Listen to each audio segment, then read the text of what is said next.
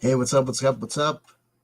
Okay, so I got this. I forget it. I'm like, oh, I don't have the mic, and then I'm realizing I'm using this. It's incredible. I've got better mics, yet I'm using this one off the camera, and hopefully y'all can hear me okay.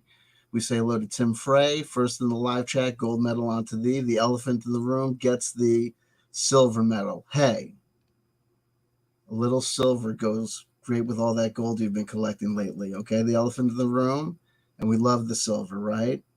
We love we like this. I think we like the silver a little bit better than the gold, right? We love the solar power, and gold is always good, especially for regifting. But we love the moon. We love the moon, the silver power of the moon. Okay, berries at midnight. Hey, folks, I'm all in. Okay, I've actually tweeted this one out, and I've tweeted this one out directly to the DM Lair.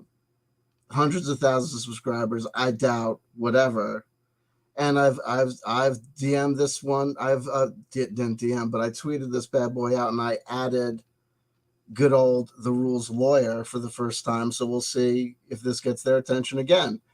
Thousands and thousands and thousands of subscribers. So no one needs to listen to little old me. Okay. So hopefully I won't get too many people inflamed and upset. But here's the deal. Okay. Y'all, we say hello to Mario Heat, bronze medal onto you. Bronze medal onto you. And we also say hello to Golden Coin 100. No medals. We've given out our medals, but we get you an honorable mention. Okay. There we go. Okay. And then I'll focus on up. So hopefully we just go through, and hopefully I can get through being as dispassionate as possible. Now, here's the deal. People are allowed to have different opinions about rule sets and game sets, and people are allowed to even be impassioned about those things and say things like, this game is the best game ever. Okay. But sometimes things go a little too far, and people do things where you have to say, hold on. Now, you're just being disingenuous, right? Or you got to say, even if I give you, partner, every benefit of the doubt, there's no way that you can say the things that you've been saying and be right, because you're just, first of all, so what's happening is that we got a whole bunch of people out here that in this whole, look, folks, if you're in this tabletop role-playing game space, what's been going on? First of all, I'll start off with a little brief talk about the 20-year nostalgia loop and how this whole thing with Wizards of the Coast and all this controversy about the OGL proves this dynamic 20-year nostalgia loop so much. Wizards of the Coast 3.0, Dungeons & Dragons 3.0 in the year 2000. In the year 2000, Dungeons & Dragons in name only. It's a completely different rule set. It's a completely different game than Gary Gygax or Dave Arneson. They started anew. It was related. It was the same type of thing. It was based on, it was inspired by, but it was this D20 rule system was a new game. But if we do the 20-year nostalgia loop, if we look at the 20, 25-year nostalgia loop and rewind time from 2000, we get to right 1975. When the whole Dungeons & Dragons phenomena was really started. 74 was when the first edition ever came out. The nostalgia loop right there. And if we look at second edition Dungeons & Dragons coming out in 89 and realize that the first advanced Dungeons & Dragons book, the Monster Manual, came out in 77, well, there's a 10-year loop right there, another loop. And then if we go from second edition Dungeons & Dragons, if we look for another 20-year loop, we go from 89 to 99 to 2009. We get Dungeons & Dragons 4th edition and the debacle of Dungeons & Dragons 4th edition that gave rise to Pathfinder 1st edition itself, which was nothing more than not a reskinning, just a renaming and kind of really rebranding based on the 3.5 Dungeons & Dragons. And it tells you that it is. You look to the core rulebook of Pathfinder 1.0, it makes no apologies for being a 3.5 compatible, OGL compatible Dungeons and Dragons legacy product. Now, you want to talk about the 20 nostalgia loop going on further? Pathfinder 2.0 in 2000. Here's the playtest rules from 2018. The set rolls out, the game rolls out 2.0, second edition Pathfinder. That is really, really first edition Pathfinder. Because the first thing that people call Pathfinder is really Dungeons and Dragons 3.5. F it, we're not going to fourth edition. We're going to stay and be 3.5 under a different name. That's Pathfinder. Pathfinder is just 3.5. F you guys. We're going to change our name back to McGillicuddy, and we're going to just keep on going. So Pathfinder 2.0, which is really Pathfinder 1, if you really want to think about it, happens in 2019. Go back 20 years, and that's 1989. Wait, what we did that? Hold on. No, that's we go back almost 20 years to 2000, to the 20 nostalgia to Dungeons and Dragons 3.0, which was what? A thing that was supposed to be a thing, but was really a whole new thing. So exactly like 20 years after Dungeons and Dragons 3.0 comes out, it says it's Dungeons and Dragons, but it's really not. Here comes Pathfinder second edition. Remember, a thing, but it's really not the thing. So there's the 20-year nostalgia loop all over again. But here's the thing. In 2023, just 3 years after Pathfinder 2.0, Paizo, which is the company that, remember, they're not like Wizards of the Coast, those corporate D-bag shill jerks who are we got to leave them. They're evil. Wizards of the Coast have shown us in 2022 and 23 that they're evil. Unlike Paizo are so good. They're not like Wizards of the Coast. But wait, in 2023, 20 years almost to the day, that Wizards of the Coast did what? Did the first thing that people thought was really effed up about Wizards of the Coast. 3.5. Just 3 years after the release of Dungeons & Dragons 3.0, Wizards of the Coast released 3 new core rule books, 3.5 rule books. And the community went, what? After just 3 years, we got to get a whole new rule set. We got to get a whole new thing. What is this? 3.5, it's not a new edition. It's a what? What is this?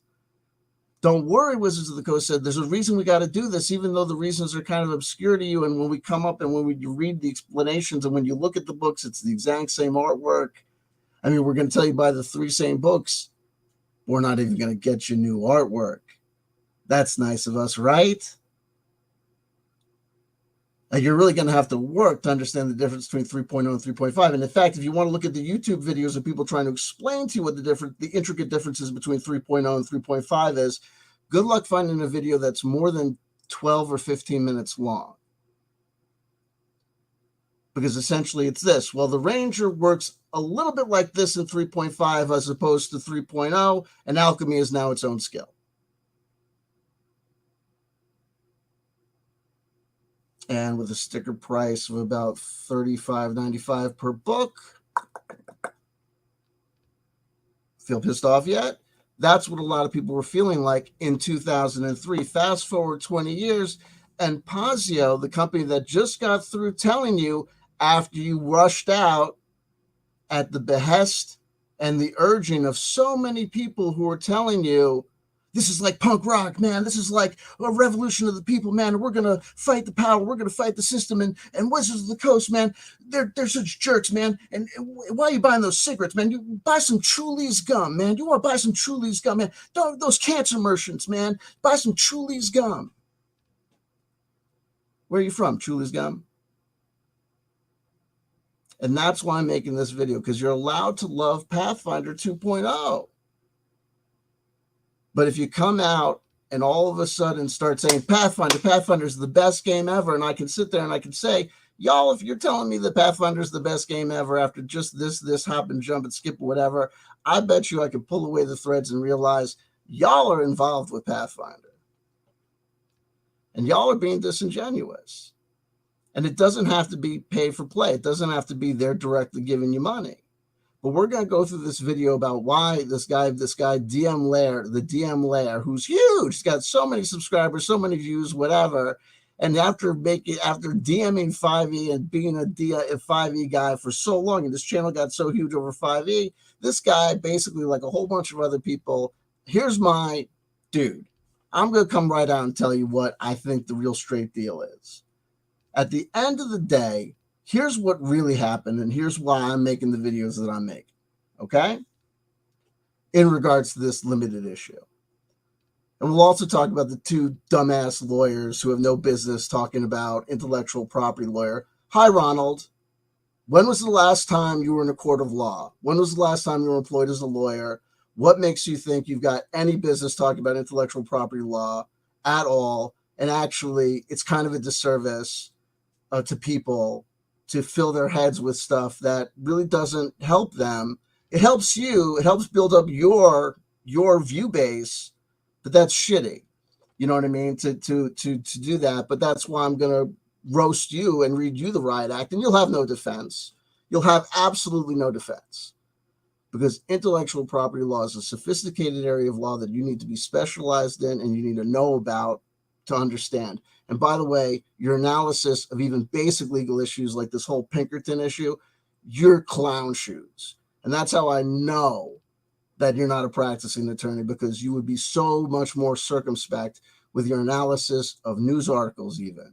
You're just a dude on YouTube who does shit on YouTube, and apparently you also teach, role-playing games to middle school kids, which is laudable. You know what would be more laudable? If you taught those middle school kids history, because as a lawyer, you're qualified to teach history. So why don't you do that? Instead of wasting people's time by giving them a malarkey analysis of the law, because your analysis of the law is a joke. It's an absolute joke. But that's okay. That's to be expected when people talk about things they don't know about, but that's okay. Whatever. That's why I don't teach people second edition Pathfinder, because whatever, it is what it is. But here's the deal. So we'll just watch this video, and basically what I'm going to say about this video about DM Lair is he's allowed to feel however he feels about things.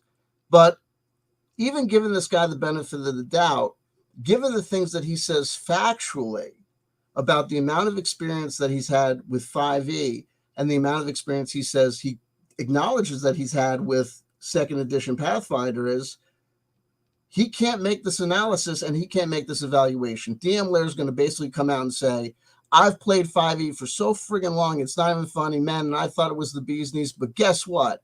Man, I've just been playing Pathfinder 2e for just a little while, and haven't played Pathfinder 2e for just a little while, I can tell you, man, 5e sucks, man. I can't believe I wasted so much time playing 5e. Holy crap. Pathfinder 2e makes 5e look like 4e, man.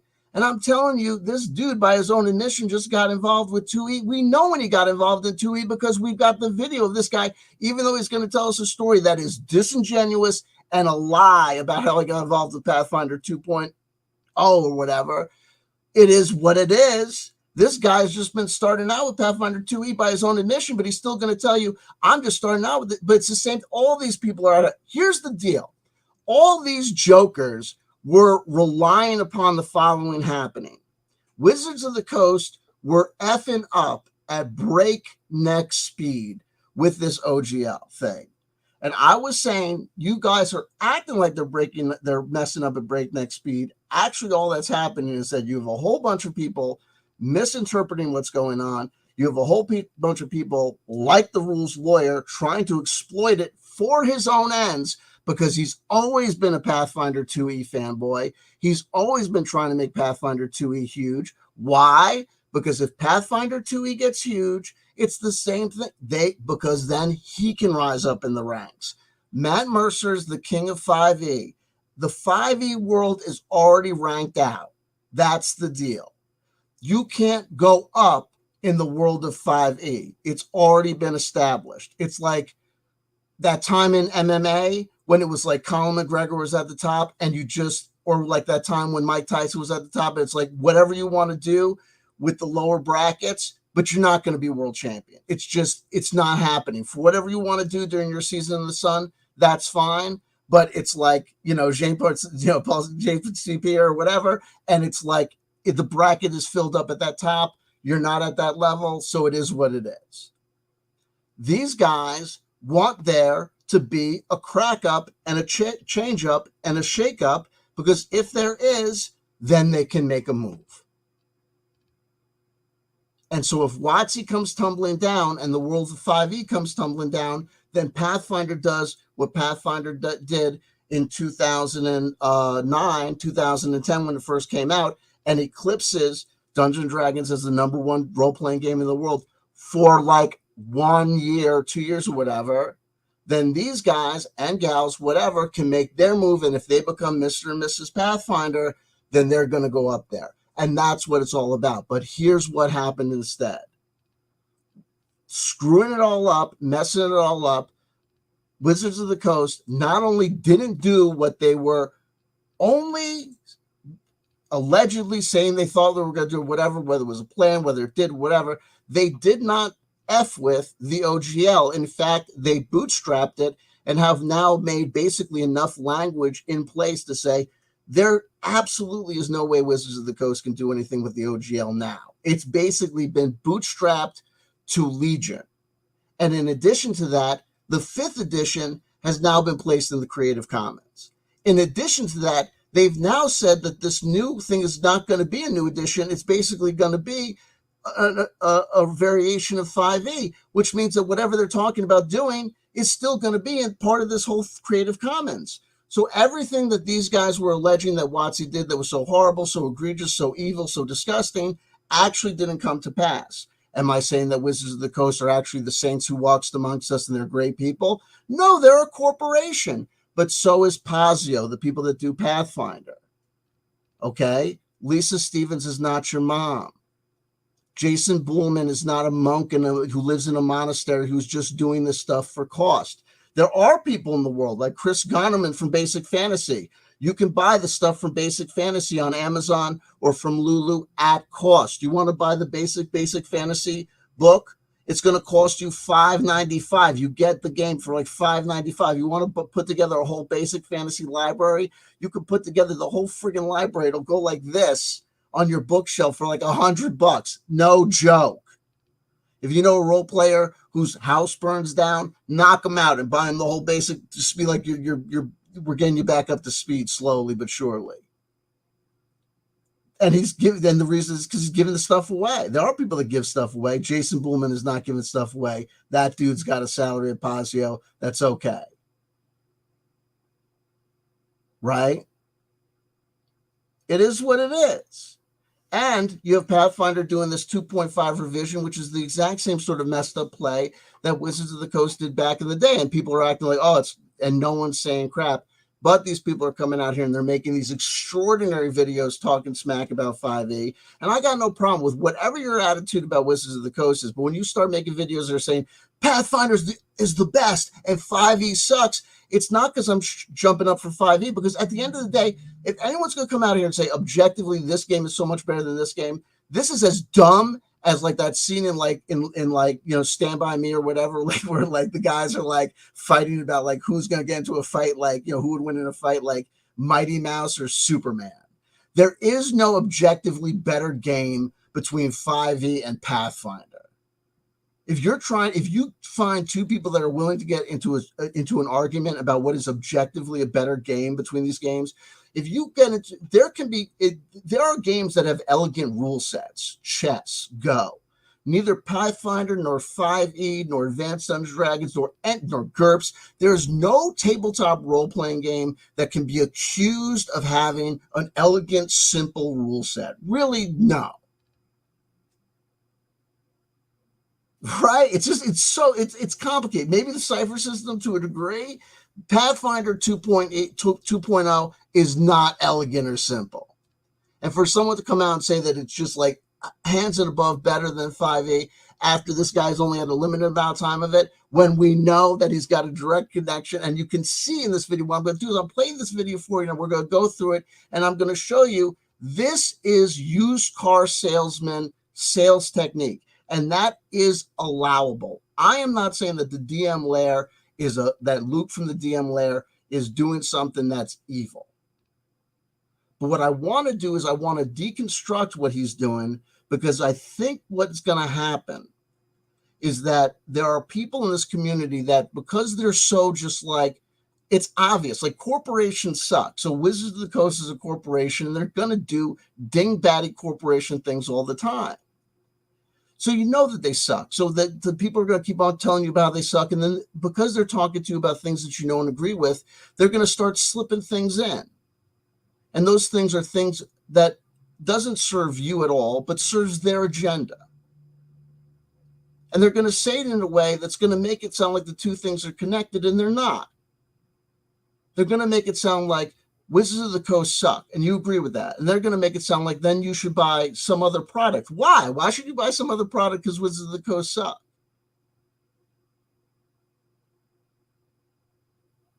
If you want to play tabletop role-playing games, here's the fact of the matter. In 2023, you can get involved in the hobby of tabletop role-playing games for fucking free.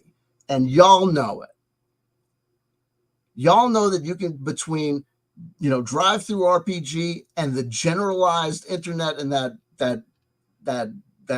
Bandcamp for role-playing games, I forget, like the iOS, whatever, I keep on forgetting the name of it, whatever, where everyone gets their Morkborg supplements that they never play, and they never pay what you want. Oh, what I want to pay is zero.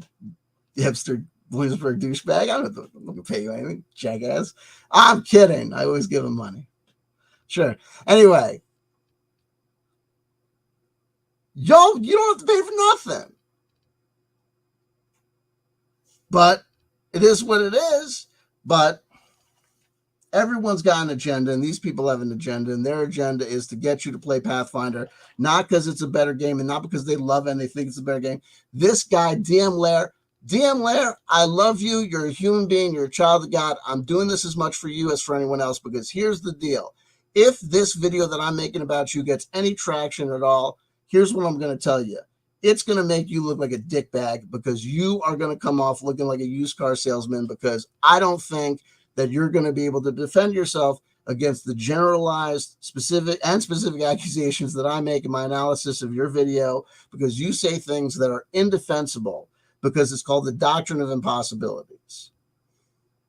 It is impossible for you to have assessed Pathfinder to be this amazing in this short a period of time, absent you having some sort of incentive in getting people to switch over to 2E, Pathfinder 2E. And you know you do. And also, here's the other thing. You fucking lied, and I got you in a fucking lie. When you say all that bullshit about how you got involved in Pathfinder and you failed to disclose your interaction with Joe, I apologize to Joe the lawyer. When you failed to acknowledge your involvement with the rules lawyer and how he's been pushing you guys, your coalition of you guys, there's a coalition of YouTubers that this rules lawyer is trying to segue into getting these guys to push Pathfinder 2E, and we're going to show you the rogues gallery. And as I go through this Pathfinder shill list, they're almost all on it except one guy who had the smarts to be like, I don't know what the fuck's going on here. And we're going to play his video too. And you're going to see, we're going to play a portion of his video too. And no one's going to see this video because no one gives a damn. And that's the way it should be. But here we go. And here's the thing, rules lawyer. Matt Finch was a lawyer. He doesn't call himself a lawyer because he acknowledges the fact that he hated the law, so he got the fuck out of the law. He doesn't maintain his license. His license lapsed, and because his license lapsed, despite the fact that he went to law school, graduated law school, passed the bar exam, and practiced law for a given period of time, because his license lapsed and lapsed a number of bajillion years ago, he says, I went to law school, I was a lawyer for a while, but I'm not a lawyer. He says it. And when this whole thing with this OGL thing came up, when he would touch upon it occasionally, he'd always say he'd dip out of the conversation so freaking quick. I've seen him on 2 or 3 interviews dip out of the conversation real quick and say, I used to be a lawyer, blah, I'm not a lawyer. But you just jump right into it. You enroll for law before he changed his name to Rumpole. I forget what the hell he changed. No, that was another thing he did. But he changed his name to something else. I forget.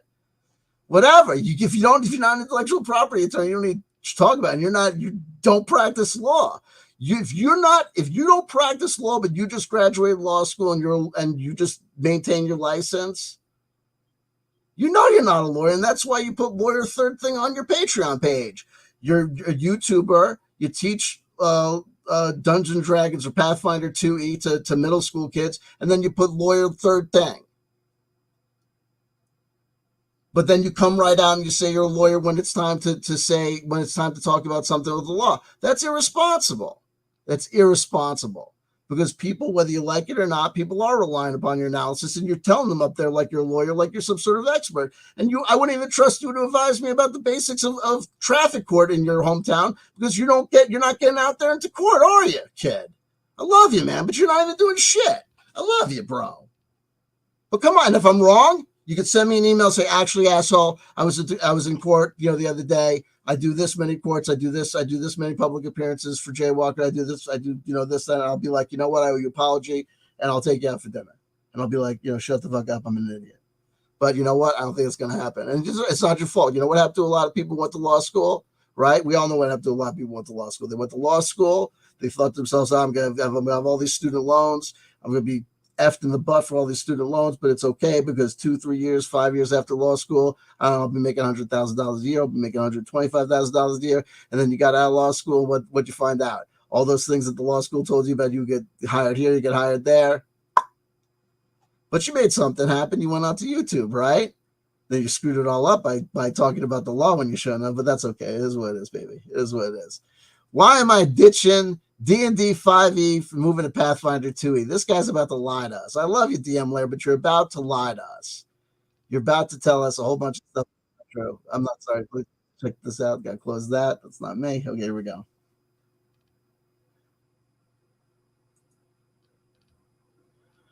Jonas said, hey, y'all, stuck at the cell phone store trying to get my daughter a new phone. Been 2.5 hours so far. Well, none dare call it conspiracy. Here we go. Why I'm ditching D&D 5. Let me do the whole share screen there. Here we go. Share screen.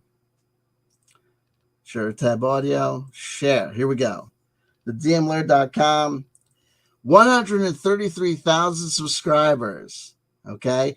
And this video from April 11th, 2023 has 105,601 views, which is a shame because it should have no views. Because the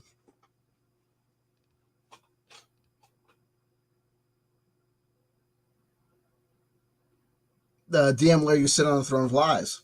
And I'm not a WotC fanboy. I don't give two fucks about 5e. I really don't care. What I care about is this. If you need to come out here, here's what you could have done, DM Lair. You could have done this. You could have come here and you said, guys, gals, everyone else in between, check this out. Straight up, here's what's going down. I'm a hustler and I got to hustle. This is what's up. 5e, WotC, times are changing. Things are moving in all sorts of different directions. And I'm going to make a move. I hope you all are down for it. I don't know if you are, but things are shifting around. Things are moving around, and I'm going to make a move. And here's how we're breaking out. Here's how we're going to make a move. My boy, Ronald the Rules Lawyer, turned me on to Pathfinder 2e. I don't know. A lot of people talking about different rule sets being viable. I don't know if it's the best one. I looked at Cypher. Actually, I like Cypher a little bit better. I looked at Micro D20, but no one's going to play that shit. And it is what it is. So, but Pathfinder's the other thing out there. So we're going Pathfinder 2e. I think we can make it work. My team is already working on, been working on adventures for it for a while now. So we're familiar with the system. So and you just tell the truth. We're going for 2e for this reason, but you didn't. You said a whole bunch of stuff about 5e that wasn't necessary, and then you tell people, and we got to leave WotC for this reason. You say a whole bunch of stuff that was just lies. It just wasn't the truth. And if you're going to say that I'm not a mind reader and I can't read your mind, well, tit for tat, homie, because you know very well that you read minds all the time. Straight up, right? You read the mind of the Pinkerton cops. You read the mind of Watsy, who hired them. You know that they said in their, what they say in their public relations. Well, they could have said that, but really behind the scenes, they were probably thinking like this. You DM Lair, you know what's up. But let's just let you talk. And I am going to show you that you would have been more wise to just speak the truth. But you'll never have to respond to my video because I have no views. I have no subscribers. But you know what you could do, DM Lair? You could, if you ever came aware of this video, you know what you could do? You know what you could do, DM Lair? You could have me on your channel. You could signal boost me. You could say, I'll do a response to this video. I'll say, these are the points that he made. Here's why he's wrong. Or you could have me on to debate you or talk to you, or the rules lawyer could have me on to debate him about any of these points and issues. And I dare say, like Clubber Lang telling Rocky Balboa, I'm down here. You won't give me a shot. Da-da-da-da-da. Give me a shot. Debate me. Rules lawyer, debate me. You can make Joe the lawyer the moderator, and I will kill you in front of the crowd because your positions on how you've proceeded throughout this entire Watsy debacle. Watsy I'm not saying that Watsy did anything good, but your analysis and your behavior is indefensible. You guys are all just disingenuous liars about who you are, what your motivations are, and also it's wholly irresponsible to render legal opinions about shit that you got no knowledge of. And also your legal analysis is a fucking joke. It's sad to see how stupid you are when you read articles. It's a joke, but whatever. D&D 5e behind and transition to Pathfinder 2nd Edition is a knee-jerk reaction to what Wizards of the Coast tried to do a few months ago regarding the open gaming license. However, that was only the straw that broke the camel's back. I also want to say fair use, fair use, fair use. The purpose of this video is not to mock, humiliate, shame, or anything the DM, Luke at the DM Lair, or anything like that, or or to steal his copyrightable content or whatever. It's editorial opinion. I mean, it's discussion in the open marketplace of ideas. And I'm talking over it, so it's like the fair use, transformative work, editorial opinion, newsworthy.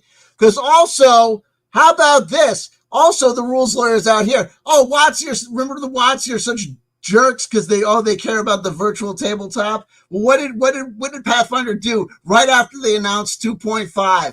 Don't call it 3.5, 2.0. Duh.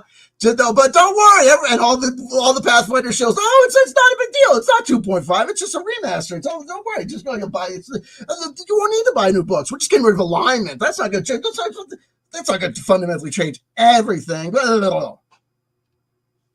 going to be a fucking unmitigated disaster when those books without alignment come out. That's going to be fucking hysterical. When these jokers who just told you that taking alignment out of it is going to work fine. Did they play test that notion at all?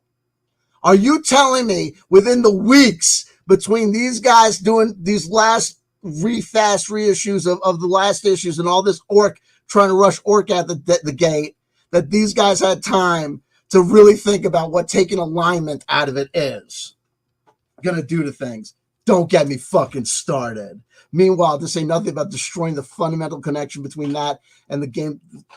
It's called Good and Evil. Fuck you. So today I'm going to talk about some of the shortcomings of D&D 5th Edition. Now, why would you need to talk about the shortcomings of D&D 5th Edition? What does this have to do with D&D 5th Edition? If you're going on to Pathfinder 2e, just go on to Pathfinder 2e and tell us why you love Pathfinder 2e. Oh, but by the way, Luke, shouldn't you just be looking for other rule sets in general? Why are you all of a sudden on 2e? Why are you all of a sudden on Pathfinder?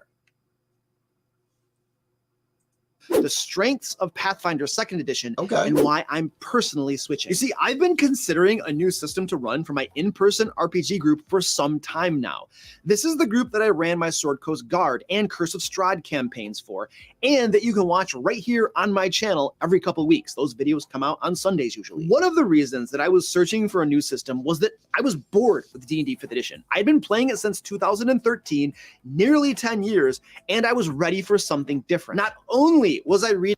So you're ready for something different. You're sick and tired of Pathfinder. You're sick and tired of Dungeons & Dragons 5e.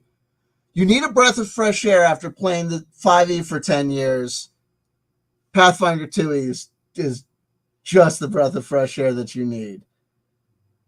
Don't worry about Cypher System. Forget about Morkborg, right?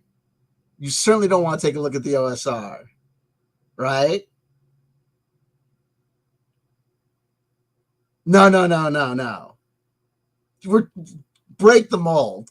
You're gonna want to get far out reading there. about different systems to inform this decision, but at the same time, I also happened to order the Pathfinder 2nd Edition core rulebook. He just happened to order the 2nd edition core rulebook. Pay attention to this, folks, because here's where it gets greasy. Now, DM Lair, Luke, I love you, but this is where you, at 1 minute in, totally, y'all fuck up. Because this might very well be true, but you know that this is not the whole truth. You know that this is not the whole truth.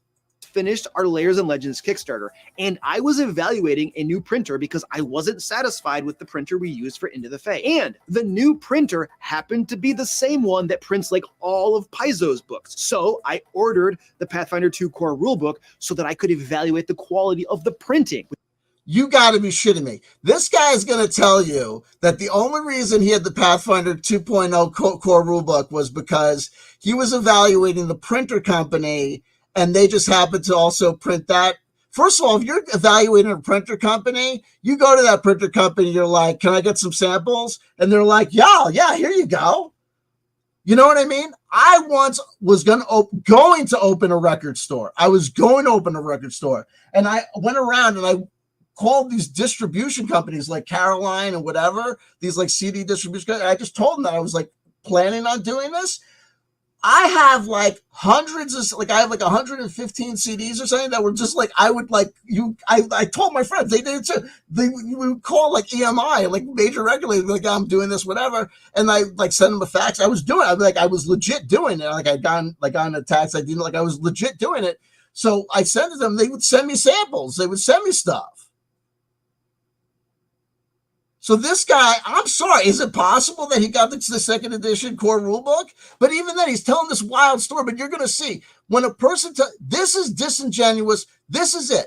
When a person lies and then they tell you this wackadoo crazy story about it, that's when you know that they know it's fucked up.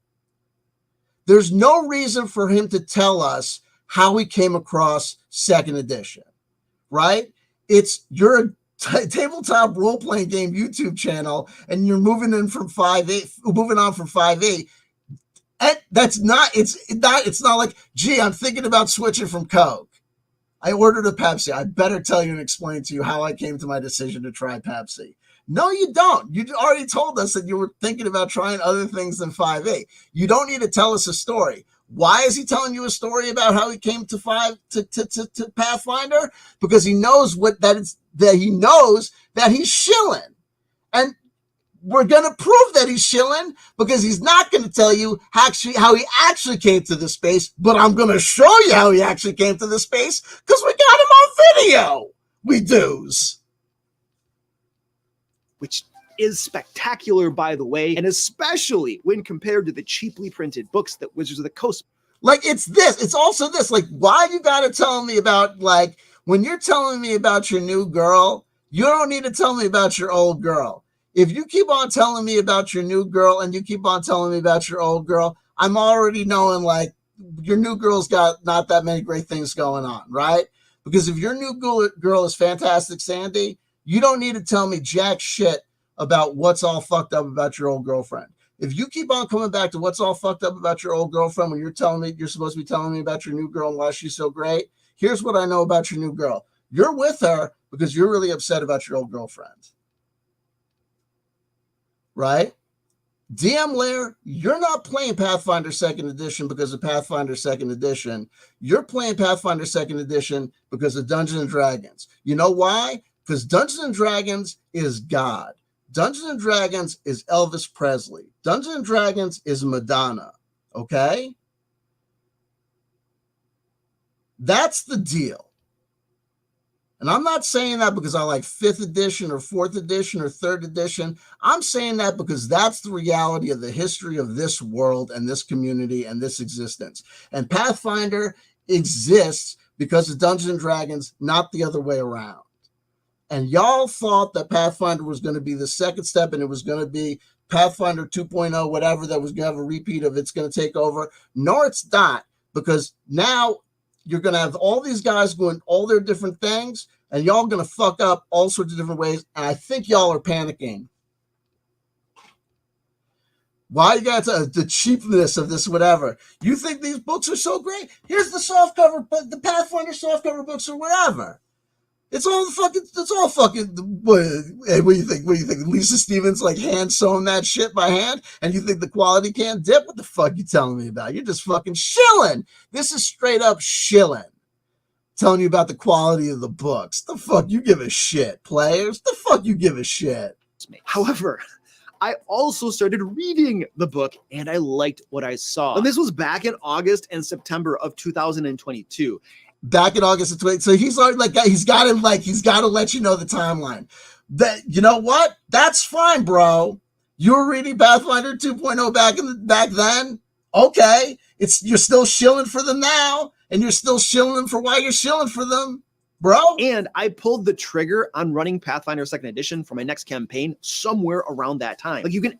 Why don't you prove it to us? You document everything somewhere around that time. You're some straight up bullshitter. You're somewhere around that time. You're a straight up bullshitter, honey. Luke, you're bullshitting me, honey. You're bullshitting me, and you're bullshitting. Who are you bullshitting?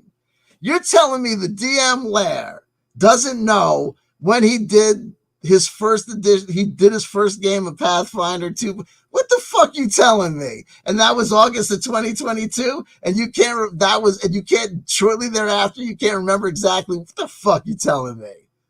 Ask my players, they will confirm. So how defense ask my players, they will confirm. I wouldn't trust your players as far as they can throw. Hey, you want to ask my ex-girlfriend that I cheated on my wife with if we were doing it during the pendency of our marriage? Because at the time, before we got busted, she would have sworn to God we weren't. Never saw the dude naked. Fuck that. What?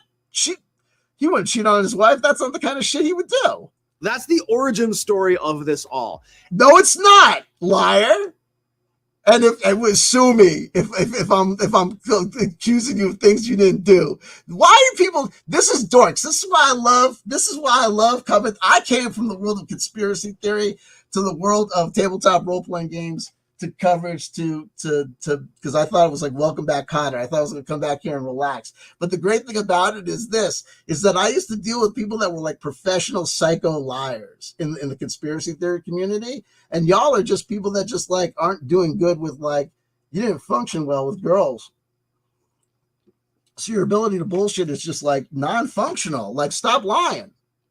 And now I'd like to talk specifically about the shortcomings of D&D 5th edition and what I love about Pathfinder 2nd edition. And what do you love about it? Meanwhile, FYI, in case you're curious, here's the deal.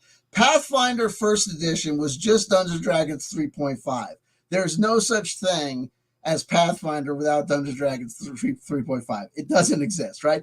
Pathfinder 2.0 only exists because after a brief period of time with being a competition for Dungeons & Dragons, Dungeons & Dragons were like, oh man, fuck it. And then what happened? 5th edition came out of nowhere. There are companies like Nintendo and Wizards of the Coast And people keep on thinking Nintendo, remember Nintendo would have like the Wii U, or they had that like 3D Nintendo debacle thing. Like they'll fuck up like once and everyone will be like, they're dead, they're screwed. Nintendo finally dropped the ball. And then Nintendo comes back like one season later. No, actually we're Nintendo. Fuck you. Wizards of the Coast came back after 4th edition with 5th edition and did it all over again. Right? Your mother. No one, it sucks, right? When the guy does that, when it comes back, right? What happened with 5th edition? It's friggin' Rocky. It was Rocky 2. Right?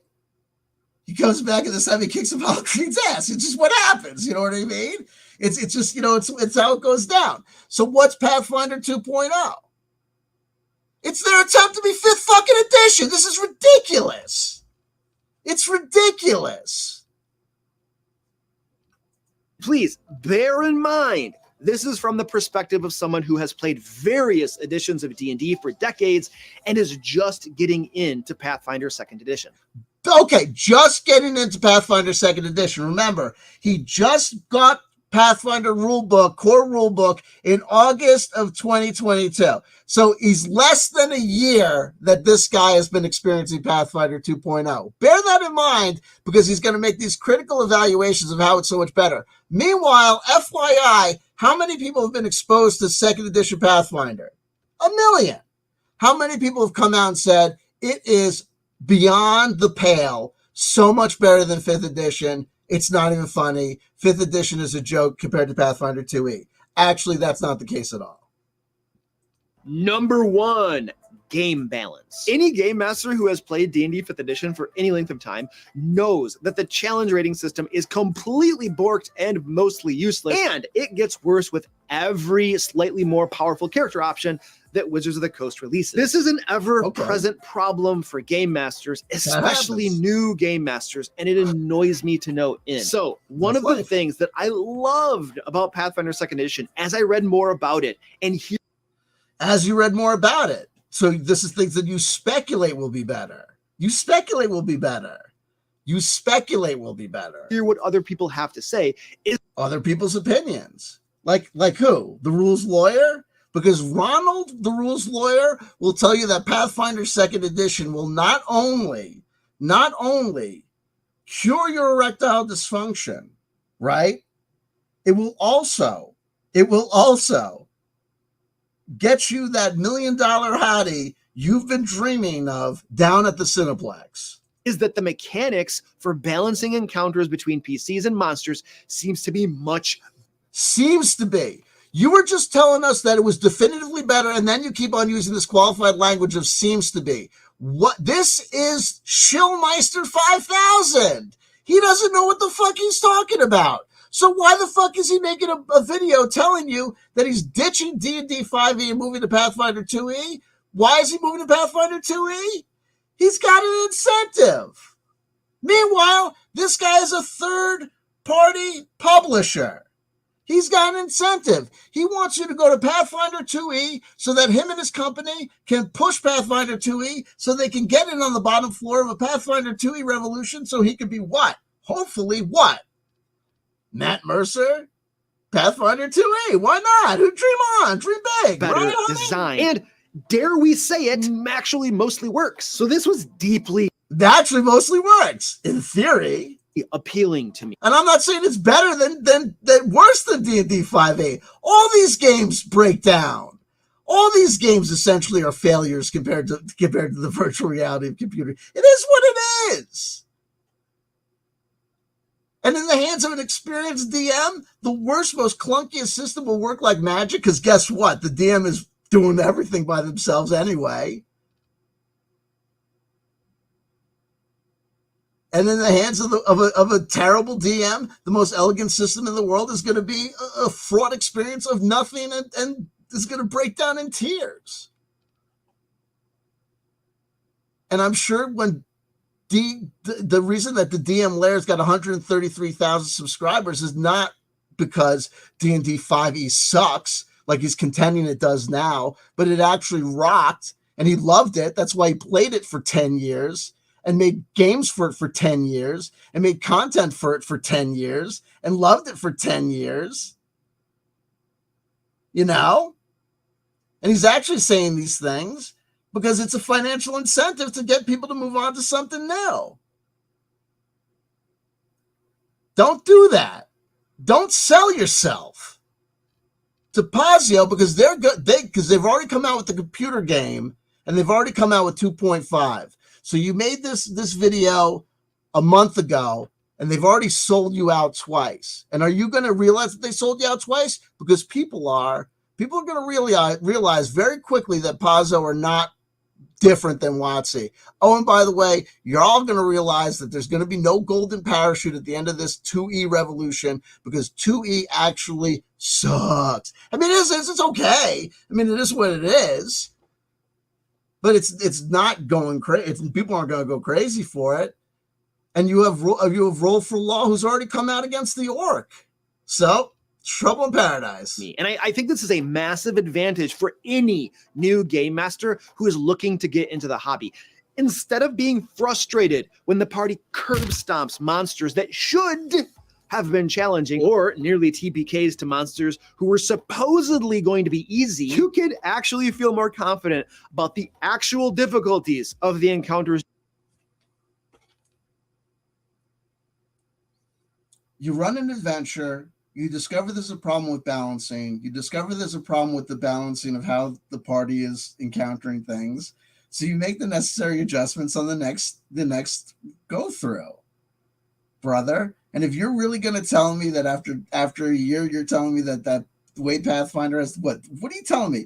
Every DM has to fix their own difficulty ratings. Every DM has to figure out their own DC ratings, and every DM has to figure out their own balancing act when it comes to their players on the field. And every DM, a new DM, is going to be walking through those new fresh adventures like they're reading, game book, and we all know it. So shut the fuck up.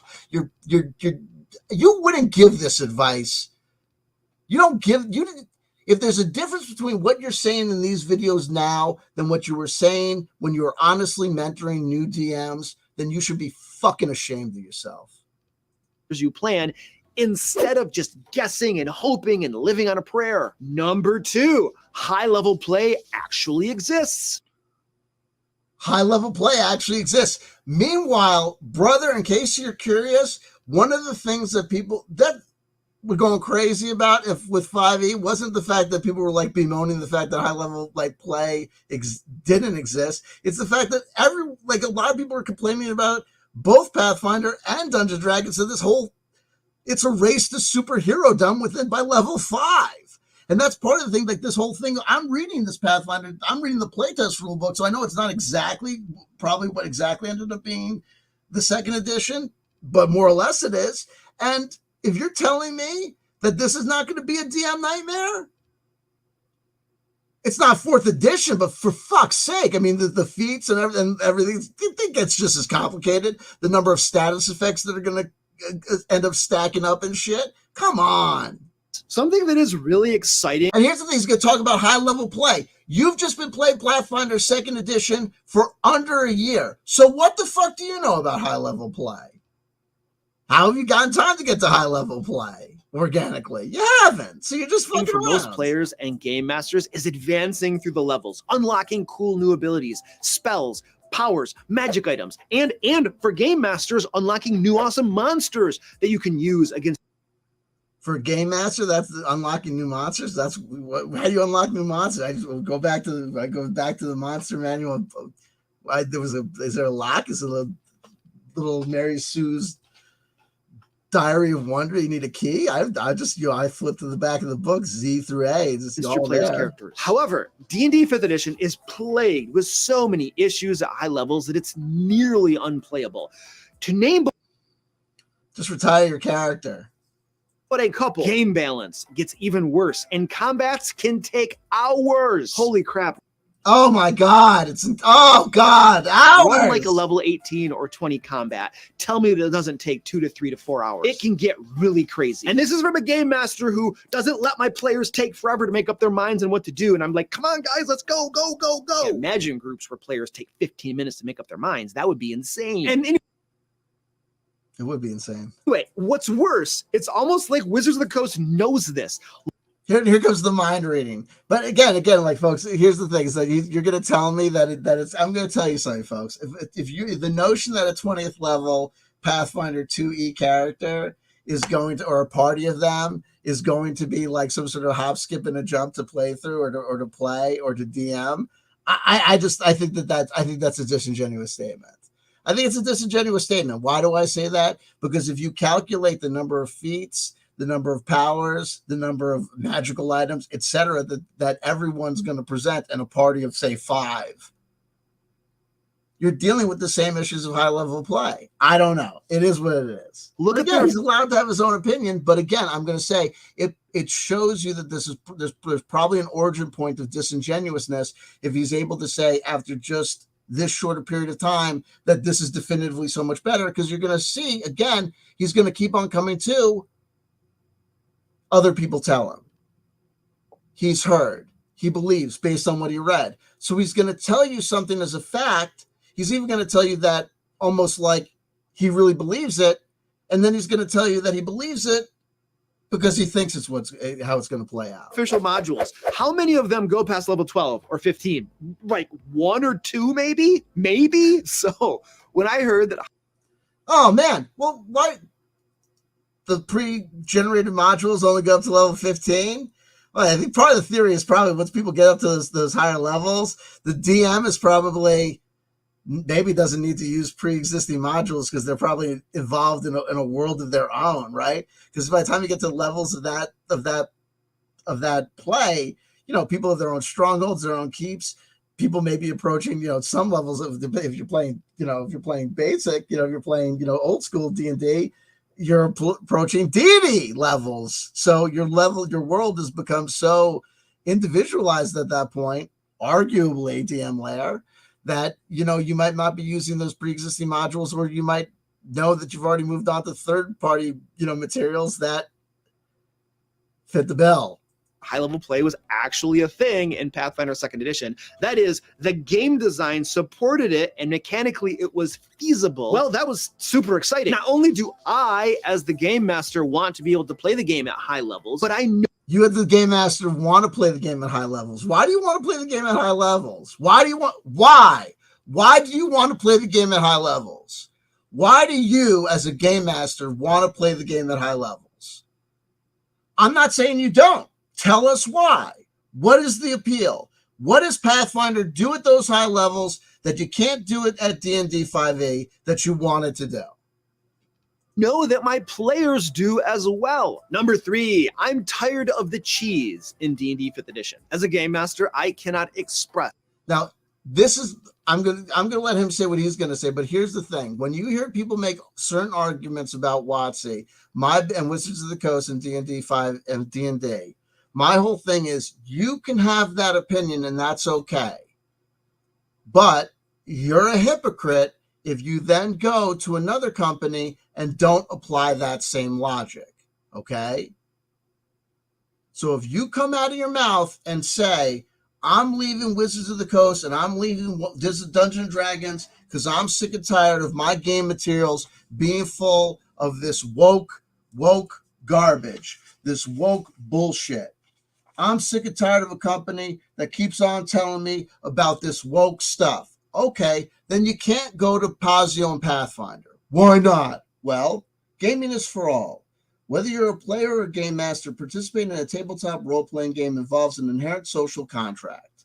Everyone is gathered to have fun together, and the table is a safe place, a safe space for everyone.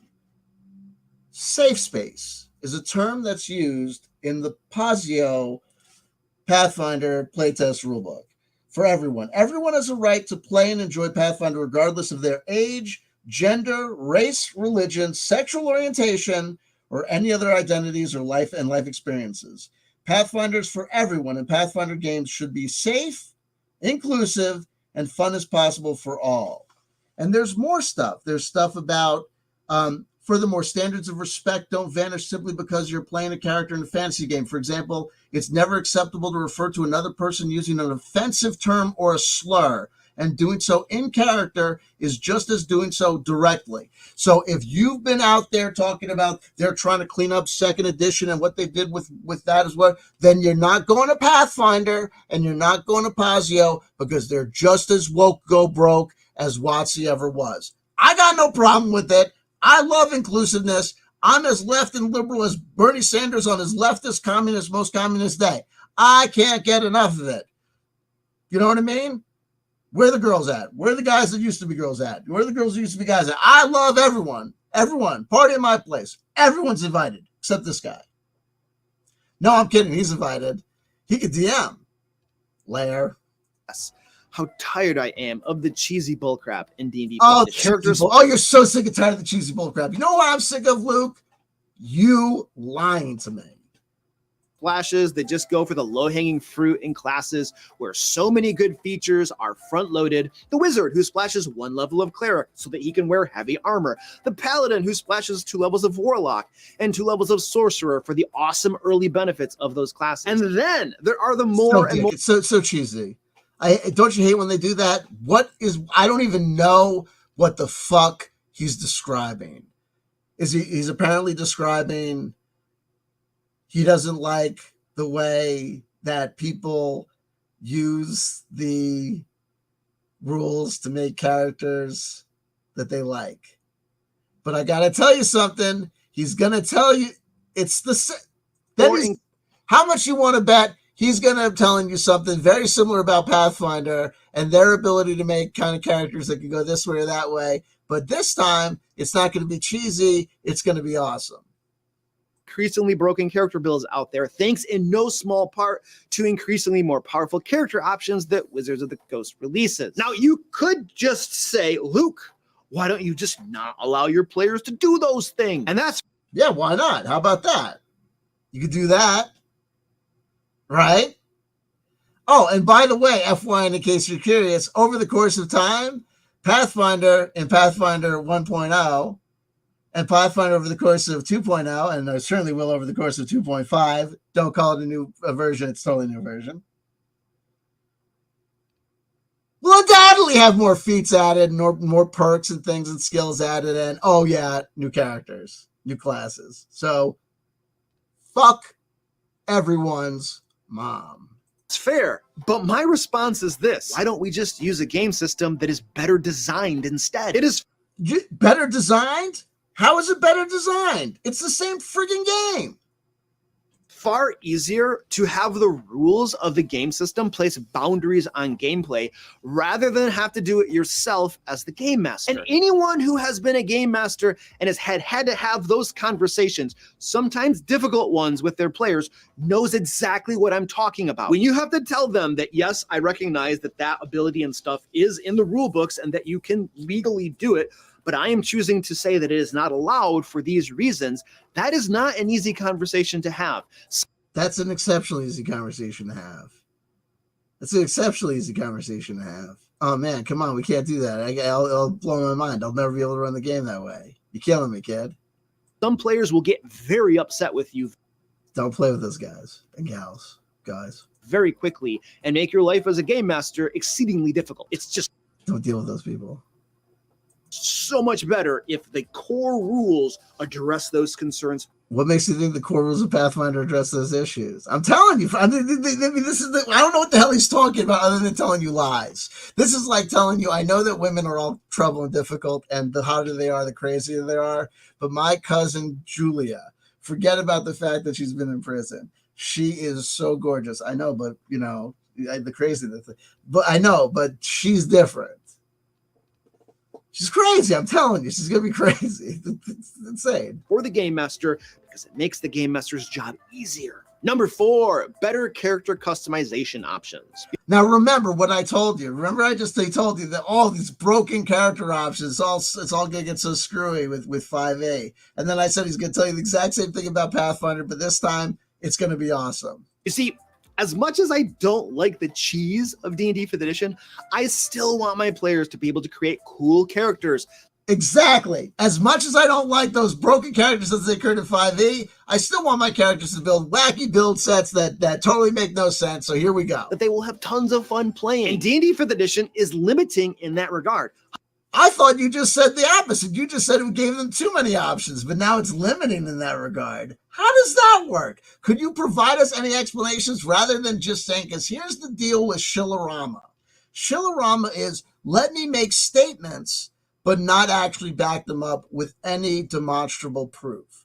Let me tell you something is the case, like Pathfinder's character customization options are easier and better to implement than 5e's. Let me just make that as a statement, but I'm not going to provide you any examples. I'm not going to step you through the process. I'm not going to do that. I'm just going to tell you that that's the case. How many flavors of a paladin can you create that are all actually about the same power level? Or is there one build that is far superior? Same for the warlock. If you go pure warlock, there's only one build that's somewhat viable, in my opinion, the Bladelock. Like, why do you think like nobody just does pure warlock? Why do you think warlock is only a splash? Because if you go pure warlock, you have a really crappy build and it's not yeesh. Anyway, the fact is, what makes a build a crappy build? I mean, I know people that specifically like to role play like blind characters with one arm. Like, what is the definition of a crappy build? Like, you know what I mean? Like, is it min-max city for the win? This is like, that's what I mean. Like, the guy's not making sense. DM Lair, you're not making sense, because at one level you're saying, you know, one thing is a negative, and then the other flip side, it's a positive. Is that in D&D 5th edition, although players can create a variety of different character builds, there are clearly superior and inferior options. This serves as well, no, that's Diablo logic. That's CRPG logic. That's min-maxing, and that is like the meta of Diablo, like a Diablo 3. There's that you have to do the monk meta is like this. You got to have these builds, you have to have this armor set, and you have to have these, you know, buffs, you know, laid on or whatever. I don't think that I respectfully disagree with you, DM Lair, Luke. I respectfully disagree with you. That when it comes to the world of tabletop role-playing games, that you're going to have builds that quote unquote don't work. What is a crappy build?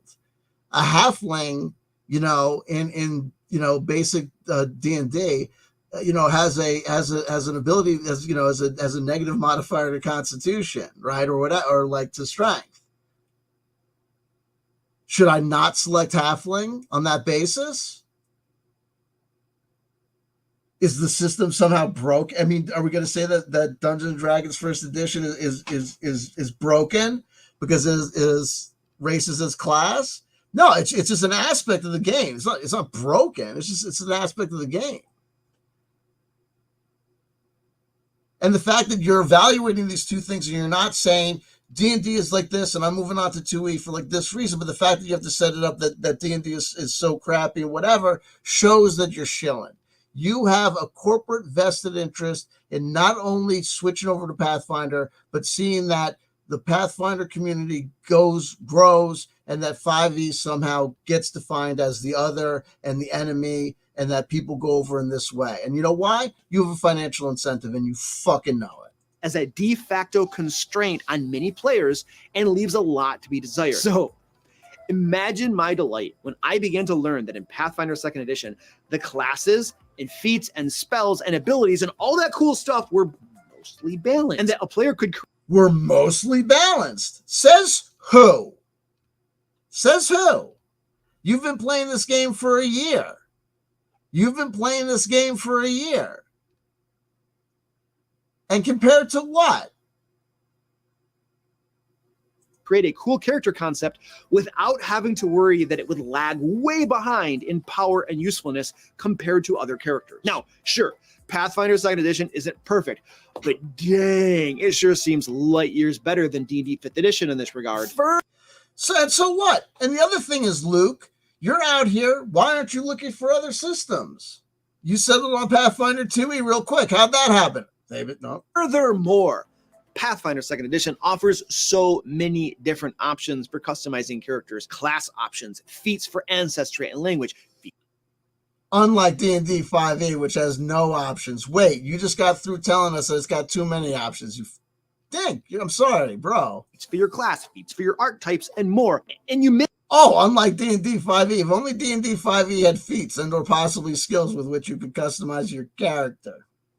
They say, well, D&D 5th edition has that too, right? And yes, it does, but you have no idea how many more Pathfinder 2nd edition has and how many.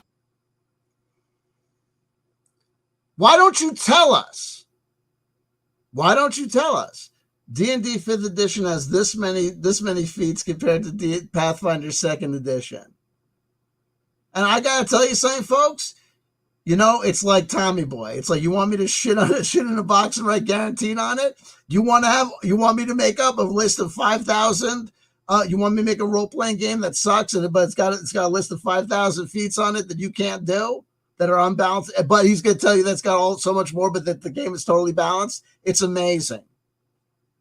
Many more options for customizing your character and creating something unique there actually are. You could probably create almost any sort of character concept you have in mind and still have it be viable in the game. This is something that places Pathfinder 2nd edition way ahead of the curve for players, and it is really, really cool. Number 5, Pathfinder 2nd edition monsters are better. Something that annoys me about D&D 5e monsters is that they tend to be rather bland. I mean, they have hit points and do damage and maybe have a special ability. Okay. Some of them can cast spells. They have hit points and do damage, and some of them have a special ability. Okay. D&D 5th edition monsters are boring because they do damage, they have hit points, and they sometimes have a special ability. Yeah, okay. What do Pathfinder monsters have? But then you have Counterspell, which puts a real dampener on that. This is a reason that I've been predominantly using Kobold Press monsters for quite some time now. They're just so much better than what Wizards of the Coast creates. However, okay, so there's monsters available for 5th edition from third-party developers. What's the problem is with Wizards of the Coast, not 5th edition. And by the way, jackasses, FYI, in case you're curious, DMs, like the DM Lair, you can create your own monsters. A quick tour of Pathfinder 2nd edition monsters shows us that many of the monsters have special abilities that make combat so much more interesting. Take a look at Giants. Didn't you just tell us that 5th edition monsters have special abilities too? This is ridiculous. I'm sorry. Ay. What are we going to do here?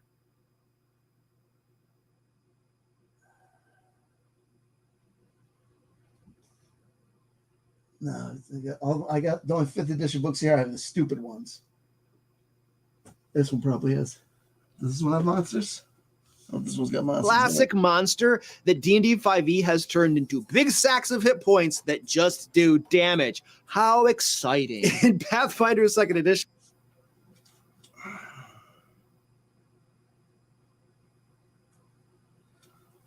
Living Doll.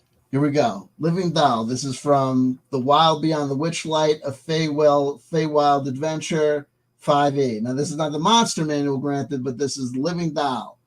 A living doll is easily mistaken for an inanimate doll or a stuffed animal until it moves. Trapped within each living doll is a mean spirit that encourages those around it to behave badly towards others. Ooh. The doll takes pleasure in tormenting the guilt-ridden and despondent, hastening their descent into depression or paranoia. Because it fears its own destruction, the doll rarely causes direct harm to others. It's a little tiny construct. It's typically neutral evil. Its armor class is 11. It's got hit points. It's got speed there. It's got saving throws. It's damage immunities, poisons, condition, its senses, false appearance. If the doll is motionless at the start of combat, it has advantage on its initiative roll. Moreover, if a creature hasn't observed the doll move or act, the creature must succeed on a DC 18 intelligence investigation check to discern that the doll is inanimate. There you go. Regeneration, the doll regains 5 hit points at the start of its turn. If the doll takes fire or psychic damage, this trait doesn't function at the start of the doll's next turn. The doll is destroyed only if it starts its turn with 0 hit points and doesn't regenerate. Unusual nature. The doll doesn't require air, food, drink, or sleep. Actions: grabby hands, melee weapon attack +2 to hit, reach 5 feet, one creature hit. The target is grappled. Psychic damage at the start of each of its turns until the grapple lands. The doll can grapple only one creature at a time. Bonus actions: cackle. The doll cackles as it targets one or two creatures it can see within 30 feet of it. Each target that can hear the doll's cackling must make a DC 11 Wisdom saving throw, succeeding automatically if it has intelligence of 4 or lower. Yeah, the monsters in D&D 5e suck. Oh my god, they're such terrible monsters. Oh my god, if only I bet you if I open up to another monster, it'll be another shitty monster, like the flying rocking horse. It's a flying mount. There's all sorts of things. There's all sorts of 5e monsters that are awesome. Just Jesus Christ. Guys, you're just chilling, baby. They're so much better. The fire giant, for instance, has a flaming stroke ability that lets it imbue its sword with fire and then attack each creature in a 15-foot straight line. Yeah, well, the living doll can cackle at a bitch. So there's that. The cloud giant has a wind strike that allows it to surround its polearm with a roar of rushing air that both damages and deafens. Oh man, if only there were 5e monsters that could do like anything like that.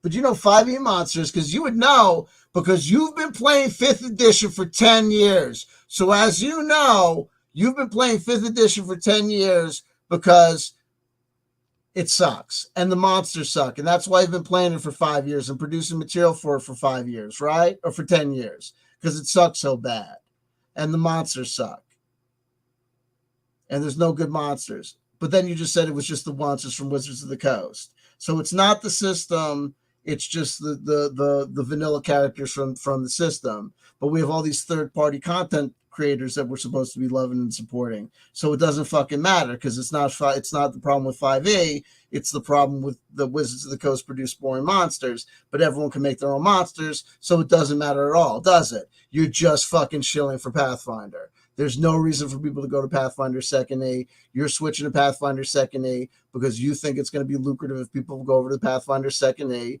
so that you could grow as a channel, and if Pathfinder 2nd E becomes huge or bigger, you could become more important in that community space. Guess what? It's not going to become big. It's not going to be huge. It's not going to become the bigger than Dungeons and Dragons. Why? Because Matt Mercer's doing Daggerheart and Kobold Press are doing their Hearts of the Valiant Loser, whatever, that no one is going to play. Kobold will probably go bankrupt or something ridiculous.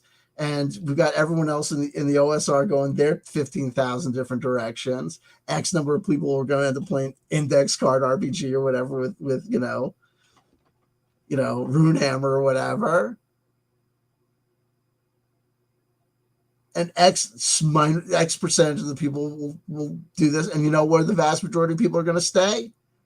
Playing Dungeons and Dragons. Thank you very much. It is what it is. Life is life. A target. Number 6, combat is better. About a year ago, my friend Ed Robinson, who is also the lead developer of our publications, came out to where I live to run a one-shot for me and my in-person RPG group. I was playing an archer of some sort, and I remember thinking how boring combat was. I'd pop out from behind a corner, shoot 2 arrows, and then duck back around the corner. And that was pretty much what I did in every single combat, every single encounter. It was so bad. I started talking with my publication team about putting out some sort of resource that would help D&D 5e groups improve combat. Well, it seems like the Pathfinder 2nd Edition designers were thinking the same thing, because there are far better options for tactical combat in Pathfinder 2nd Edition. I'm still learning what they all are myself, but so how are you going to evaluate them if they're better, if you're just still learning about them yourself? I mean, it is what it is. He's allowed to think that they're better. He's allowed to think that they're better. But here's the other thing. How many other systems has he looked at? What other systems are out there? Should he be putting together, should he just be going to Pathfinder 2e, or should he be putting together a homebrew set of rules or another thing? Whatever. And why is he saying these things about Pathfinder 2e? There really is legitimate feelings about it. Is it really a better system of combat? Is it really so much better than 5e? Or is it just that, there's some other thing going on? He's still learning about them, but yet he knows the combat is so much better. And why is he still learning? Because if he's really gone all in on Pathfinder and it's this much better, then why Hasn't even been playing it since August of whatever.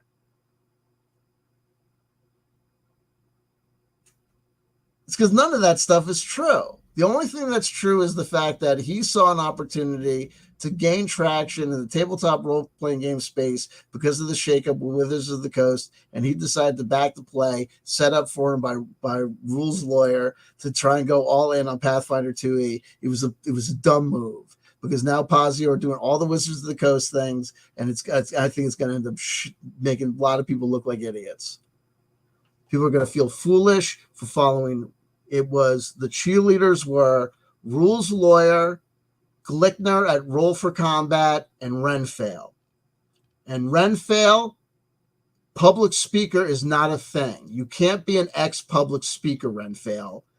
Were you a PR head at what pharmaceutical company? Or are you one of those, hey folks, I'm a public relations, I'm a motivational speaker? Because you know that if you came out and said motivational speaker, people would say, that's greasy. And if you said PR, people would say, that's greasy. So you say public speaker. What the fuck is a public speaker? That's not a thing. That's a description of an activity. What the fuck did you do before you grew your hair and then cut your hair? Why did you cut your hair recently? What corporate meetings did you recently take, baby?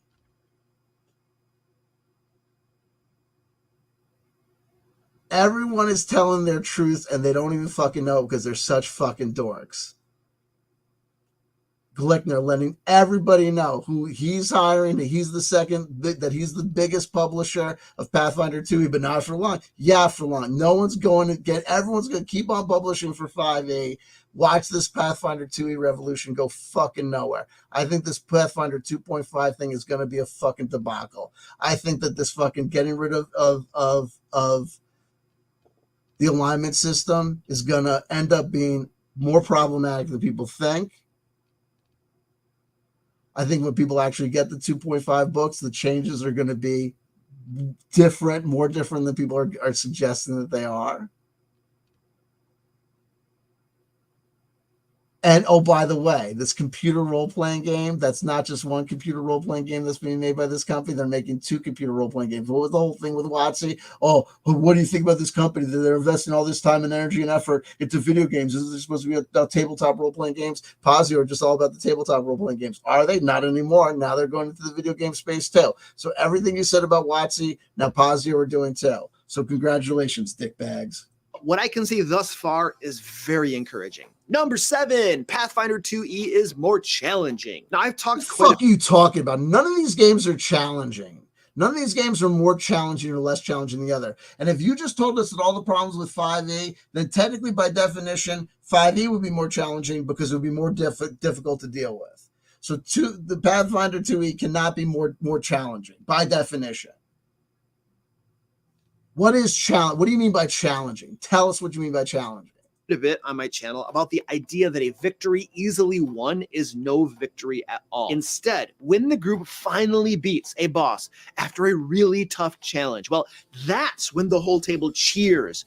You just told us that combat in 5e, when it drags on for too long at high levels of play, was a big disaster and terrible time. Now it's after things go on for so long, then it finally resolves. It's all great and gravy. So it is what it is, baby. And breathes a sigh of relief.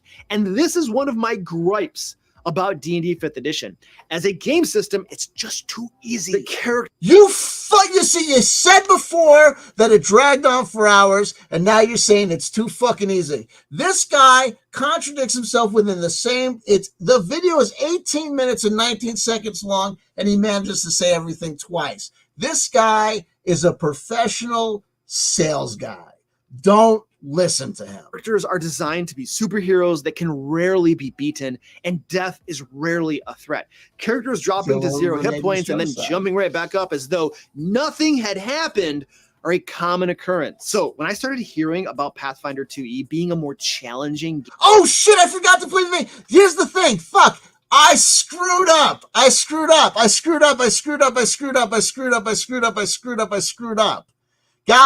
I screwed up. Hold on. Where am I? We're 10 minutes and 35 seconds into this guy's video. Okay, check this out. Remember how I said in the beginning, I said, oh, this guy is telling you all these things about how he got into Pathfinder 2e and it's a lie? I have to remember this. Hold on. Here we go. And then I forgot to show you the video. Hold on, wait. 10 minutes. So we have to come back to this timestamp. 10 minutes and 35 seconds. Hold on, wait. D&D 5e behind and transition to Pathfinder 2nd Edition is a knee-jerk reaction to what Wizards of the Coast tried to do a few months ago regarding the open gaming license. However, that was only the straw that broke the camel's back. So what I'm going to set up there for you guys, he's going to tell us the whole story about how he got into Pathfinder 2e, and he's going to explain this whole innocent story about how he just got into it because the company was publishing, like the printer company he was going to was printing out the same company that printed out the Pozio material. So he ordered a copy of the 2nd edition rulebook just to see how their printing materials were. It was such a fucking disingenuous lie. I could tell it was a fucking lie. But here we go. I'm going to talk about some of the shortcomings of D&D 5th edition, the strengths of Pathfinder 2nd edition, and why I'm personally switching. You see, I've been considering a new system to run for my in-person RPG group for some time now.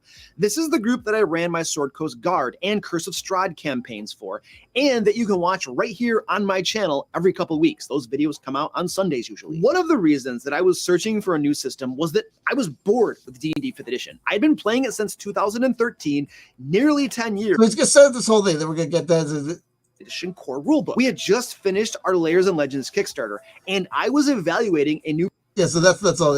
Satisfied with the printer we used for Into the Finished, our Lairs and Legends. Only was I reading about different systems to inform this decision, but at the same time, I also happened to order the Pathfinder 2nd edition core rulebook. We had just. Yeah, so that's it. So I just said that. So he's going to tell you that the only reason he got into Pathfinder was because he innocently enough, back in August of 2022, he had ordered the book,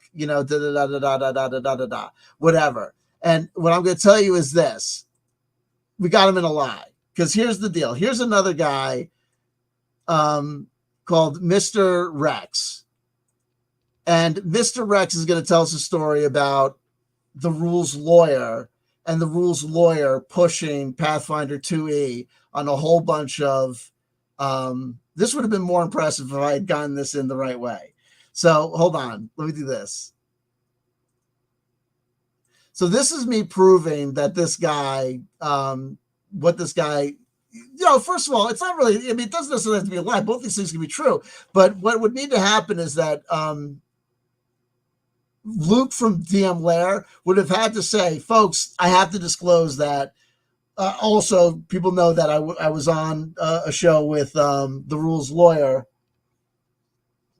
as well, where he was talking about Pathfinder 2e, yada, yada. He didn't do that. He should have, because when he didn't, he turned it into a lie. Now check this out. So where is this video coming from? Well, of course, you do not need me to tell you, but there was something of a controversy a couple of weeks ago. Again, this is fair use. The reason we're showing this Mr. Rex video, he's got 794,000 subscribers. Woo-wee! Is because we want to show him telling the truth about the rules lawyer pushing, not necessarily, he's not going to say he's pushing. We're just going to tell you about, he's going to share a story about this. He's saying what they don't tell you about Pathfinder 2e. Here's the deal. I'm not saying the Pathfinder 2e sucks compared to 5e. I don't really give a shit about the two systems compared to each other. It's just they're all both systems. It is what it is. Play what you want to play. My whole attitude about it is don't lie to the kids. Don't lie to people. Just be honest about what you're doing. Just be honest about what you're at and what you're about, okay? And don't tell us you're doing something for other reasons when you're doing it. And when you're telling us about how you got involved with Pathfinder 2e, you best include everything or else you get caught out there like this. Now, it turns out Wizards of the Coast was very close to destroying the livelihood of many D&D third-party content creators, including me, until the internet mob got them first before. No, they weren't. I mean, nothing happened. Remember, folks, all that happened was that there was evidence came out regarding Dungeons & Dragons Wizards of the Coast purported intention regarding this open game license and speculation regarding what those changes might mean for the public at large and what it would mean for third-party developers moving forward. People can have their own opinions regarding corporate attitudes, capitalism as a system, socialism as a system, what artists should be paid, what artists are paid, what is fair, what is unfair, what is right, what is wrong. Those are very complicated issues. But the whole thing got muddled with a whole bunch of people saying a whole bunch of things that weren't true, including the rules lawyer making analyses that I think were just unfounded. But it is what it is. But the bottom line is this. Nothing happened and no one was hurt other than Wizards of the Coast and Dungeons and Dragons, because the OGL was bootstrapped, not eliminated. It was made stronger, not worse. So if people were saying they relied upon it and they relied upon it for 20 years, congratulations, you can rely upon it for another 200 because it's set in stone as set in stone can get. And in addition to that, the 5th edition rules got put onto the Creative Commons, making it better, not worse for third-party developers. It can clearly be stated. So crisis averted, the fan feedback worked, right? But not for the people that already made the jump to Pathfinder 2e as a professional move. They're fucked. They could get us. Suffice it to say that nobody benefited more from that fiasco than Pathfinder. Exactly. This guy, Mr. Rex, is being very honest. No one benefited more than Pathfinder. Okay? No one benefited more than Pathfinder and their affiliates, like Roll4 Combat, the biggest producers of, by their own admission, of Pathfinder 2e third-party materials. Thank you very much. Welcomed all of these new players that didn't want anything to do with D&D anymore. And why did they want nothing to do with D&D anymore? Because anything really happened to them as players?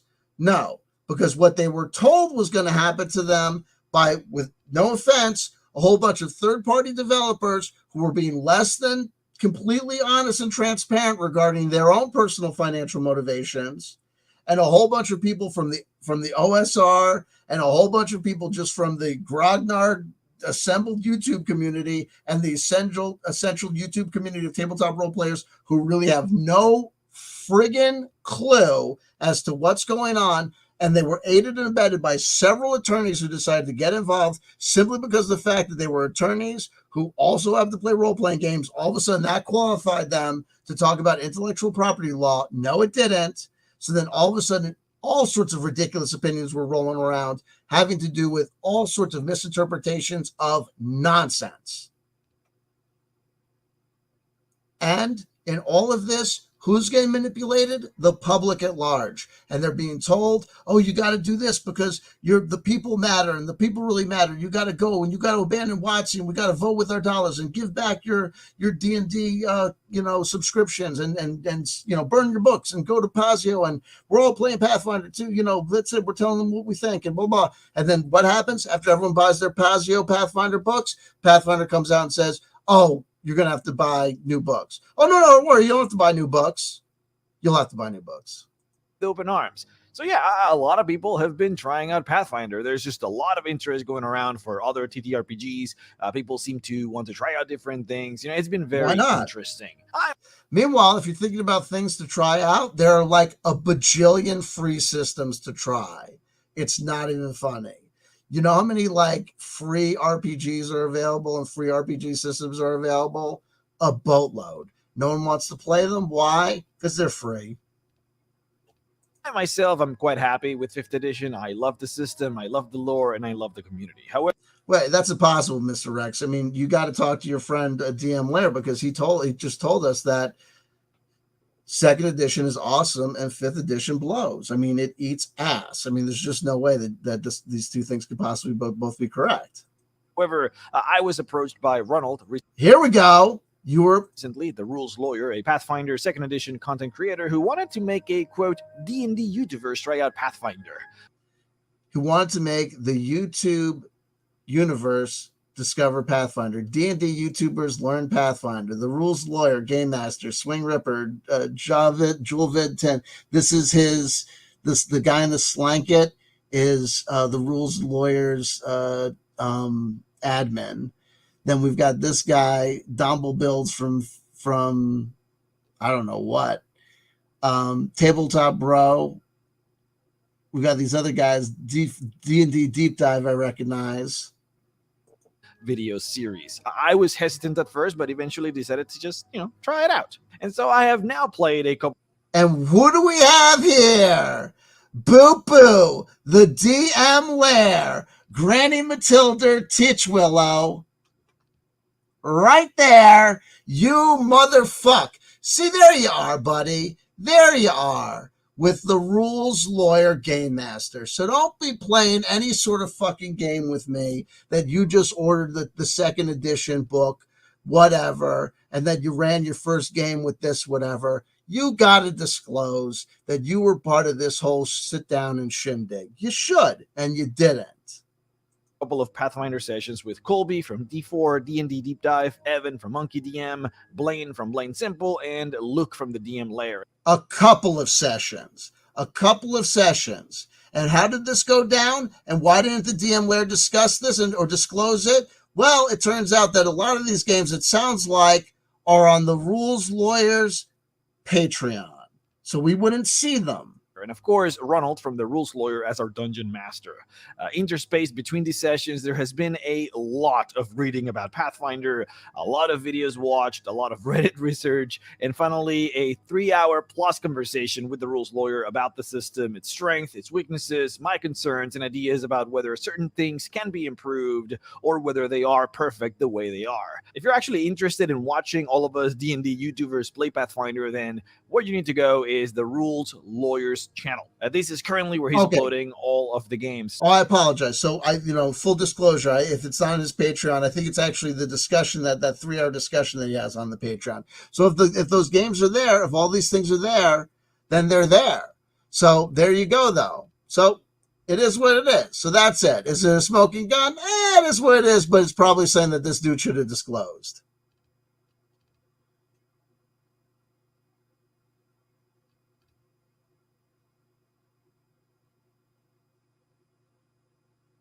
DM for Life says, someone says, DM for Life says, hey there, I'm trying to catch up with the stream. Well, we'll do what we can to help you. I've been running PBTA and other narrative systems for the community in my area. I'll only describe the reactions from the heavy rule systems player with one word: trauma.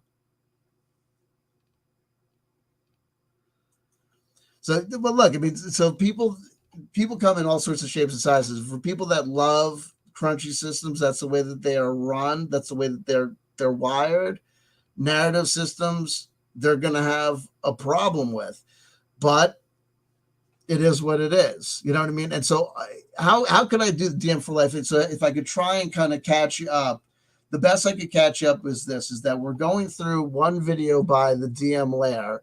And all that I'm trying to do is basically say is that looking at this video, I'm basically saying the following: that opinions are opinions and everyone's entitled to their opinion, but we can look at things and say, if we take what this man is saying, is factually accurate, there's no way that this opinion is kind of justified, in the sense that there's no way, absent some sort of other motivation, that a person could naturally say these things. So to make it as easy as possible, by his own admission, this man, Luke from DM Lair, has been playing and DMing 5th edition Dungeons & Dragons for over 10 years.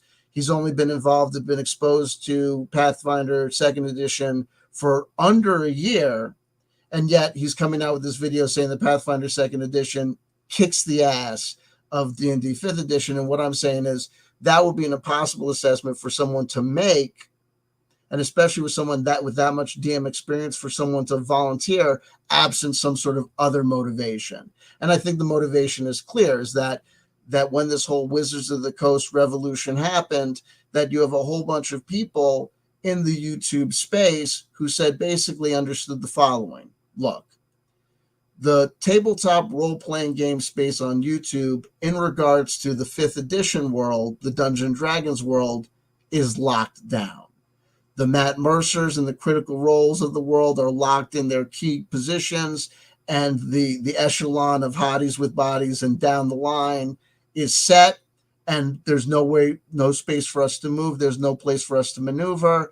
But if Wizards of the Coast really shit the bed with this whole OGL thing, and there's an opportunity for us to see a repeat of what we saw happen in 2008, 2009 with 4th edition, where we could see a real crazy shakeup happen with the community, well, then all of a sudden we could see if Pathfinder 2nd edition supersedes 5th edition, then we could see us, if we grapple on and become the first wave of big Pathfinder 2E YouTubers, well, then all of a sudden we can make the jump and maybe we'll become the next round of Matt Mercers. That's what that's my kind of conjecture, and that's what's happening. And the reason that I'm kind of pissed off and the reason I feel motivated to make these videos is that in the brouhaha of the whole OGL controversy and the whole problems with WotC, is that these people are really manipulating people. They're telling people, we're telling you to do these things because we're telling you to fight fire with fire. We're telling you that we're the people's champion, and you got to make decisions for the people, and you got to make decisions on the path of third-party developers who are just like you. And we're telling you to do these things because it's the right thing for tabletop role-playing, and we're trying to preserve the hobby. And what I'm saying is that they're actually the ones that are going to actually destroy everything. Because they're going to in their hopes to be go from number 2 to be number 1. We see what's going to actually happen is that they're going to try and create 10,000 systems, and everyone's going to go a million ways. But maybe that's the best thing that could possibly happen.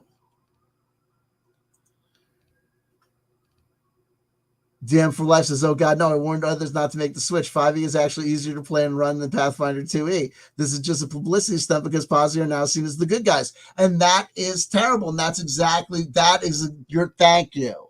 Here we go.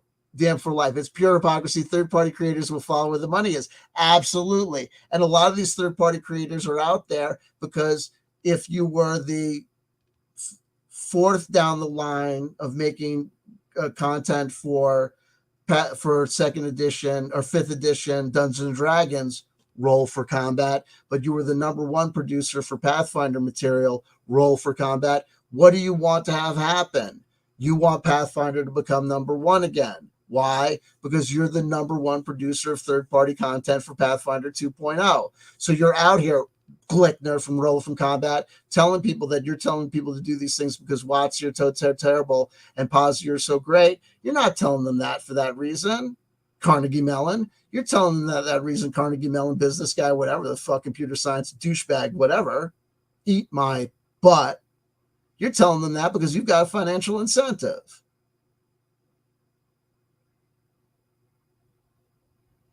And that's fucked up. And that's using people. And here's the thing. Now that people should get out here and start telling the truth, these people should get pilloried.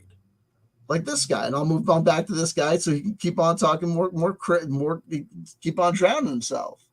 RMFN says, I rolled a 2 on a D20. That's actually good. But DM for Life, thank you. Absolutely. It is pure hypocrisy, right? Meet the new boss, same as the old boss, right? Have some Truly's gum. The cigarette companies are trying to kill you. You have some Truly's gum. Have some Truly's gum. You know what I mean? Tastes great, less filling. It's still beer, and it's still going to kill you. Pragmagic. F Everyone's Mom was my re-entry to this stream. There you go. There you go. It's a perfect re-entry. Here we go. Let me go back to this guy. Let me share this guy again.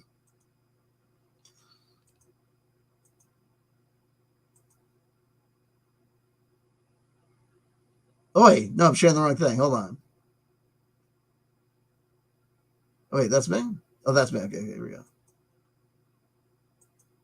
Just finished our Layers and Legends Kickstarter, and I was evaluating a new printer because I wasn't satisfied with the printer we used for Into the Fae. And the new printer happened to be the same one that prints. Then, when I played Pathfinder 2E for the first time, and the entire party nearly wiped to a gelatinous cube, well, that was amazing. This may not be everyone's so hold on, challenging game to play. Okay, so now what we're back to the timestamp where he's going to tell us so here's the problem. So this is the next time. We've already seen him do it several times where he said, man, you know what I hate? You know what I hate? When D&D 5th edition kicks me in the balls. Man, if you're like me, You're sick and tired of D&D 5th edition constantly kicking you in the balls. But here's the great part. If you're sick and tired of D&D kicking you in the balls, let me tell you something. Pathfinder 2E, they'll kick you in the balls. And when they kick you in the balls, it's not like D&D 5th edition. You really feel it. It hurts, and you feel it, but you're thankful because you know you've had a meaningful experience with a challenge that you've overcome. You've been kicked in the balls, right? You're saying the one thing that was bad for 5e is good when it happens with Pathfinder, but when it happens with Pathfinder, it's awesome. But when it happens in 5e, it's terrible because you're shilling. You're just out here telling us, buy Pathfinder, buy Pathfinder, buy Pathfinder. You can do that all day long, all that you want to. It's not going to happen. Pathfinder is always going to be like progressive rock. It's always going to be Dream Theater. You know what I mean? People are going to be like, holy shit, they're playing Madison Square Garden? Yeah. You know what? But no one knows who the fuck they are. No one gives a damn. Okay? And the keyboardist is not getting laid. Really had me excited. And then when I played Pathfinder 2E for the first time and the entire party nearly wiped to a gelatinous cube, well, that was amazing. This may not. Why was that amazing? You just said in 2E it was like what? It was a fuck you. Everyone's cup of tea, of course. But for me personally, after having played D&D 5e for a decade, this was a breath of fresh air and so very cool. Now that's what I'm saying. Now let me tell you a story. Here's the thing. Giving Luke every benefit of the doubt, let me tell you the following. Okay. You got a group of guys, guy friends, okay? And say one of your guy friends has this like terrible breakup. He's got this girl and they've been together like 7 years and they break up and he's messed up about it. And you and your homies, you're trying to nurse him back to health. You're trying to get him back on, whatever, 2 weeks go by, 3 weeks go by. Still, he's not taking care of himself. And, a month goes by and his mom's telling you, I don't know what's going on. You know what I mean? You're trying to take him out. Come on, we'll do this and then whatever. And, you're young guys, you're stupid. So finally someone comes up with the brilliant, moronic idea. We're going to take him to Vegas. Young guys, stupid guys coming up with a stupid idea, solution for a sophisticated problem, right? The guy's broken up with a gal for 7 years. He's heartbroken. We're going to take him to Vegas, right? You're coming to Vegas. We're going to do Vegas. We're going to get you out of your system. We're going to get you back on the horse. We're going to blah, blah, blah, blah. You take him to Vegas. Well, I want to do this. You take him to Vegas. Take him to Vegas. Take him to Vegas, whatever.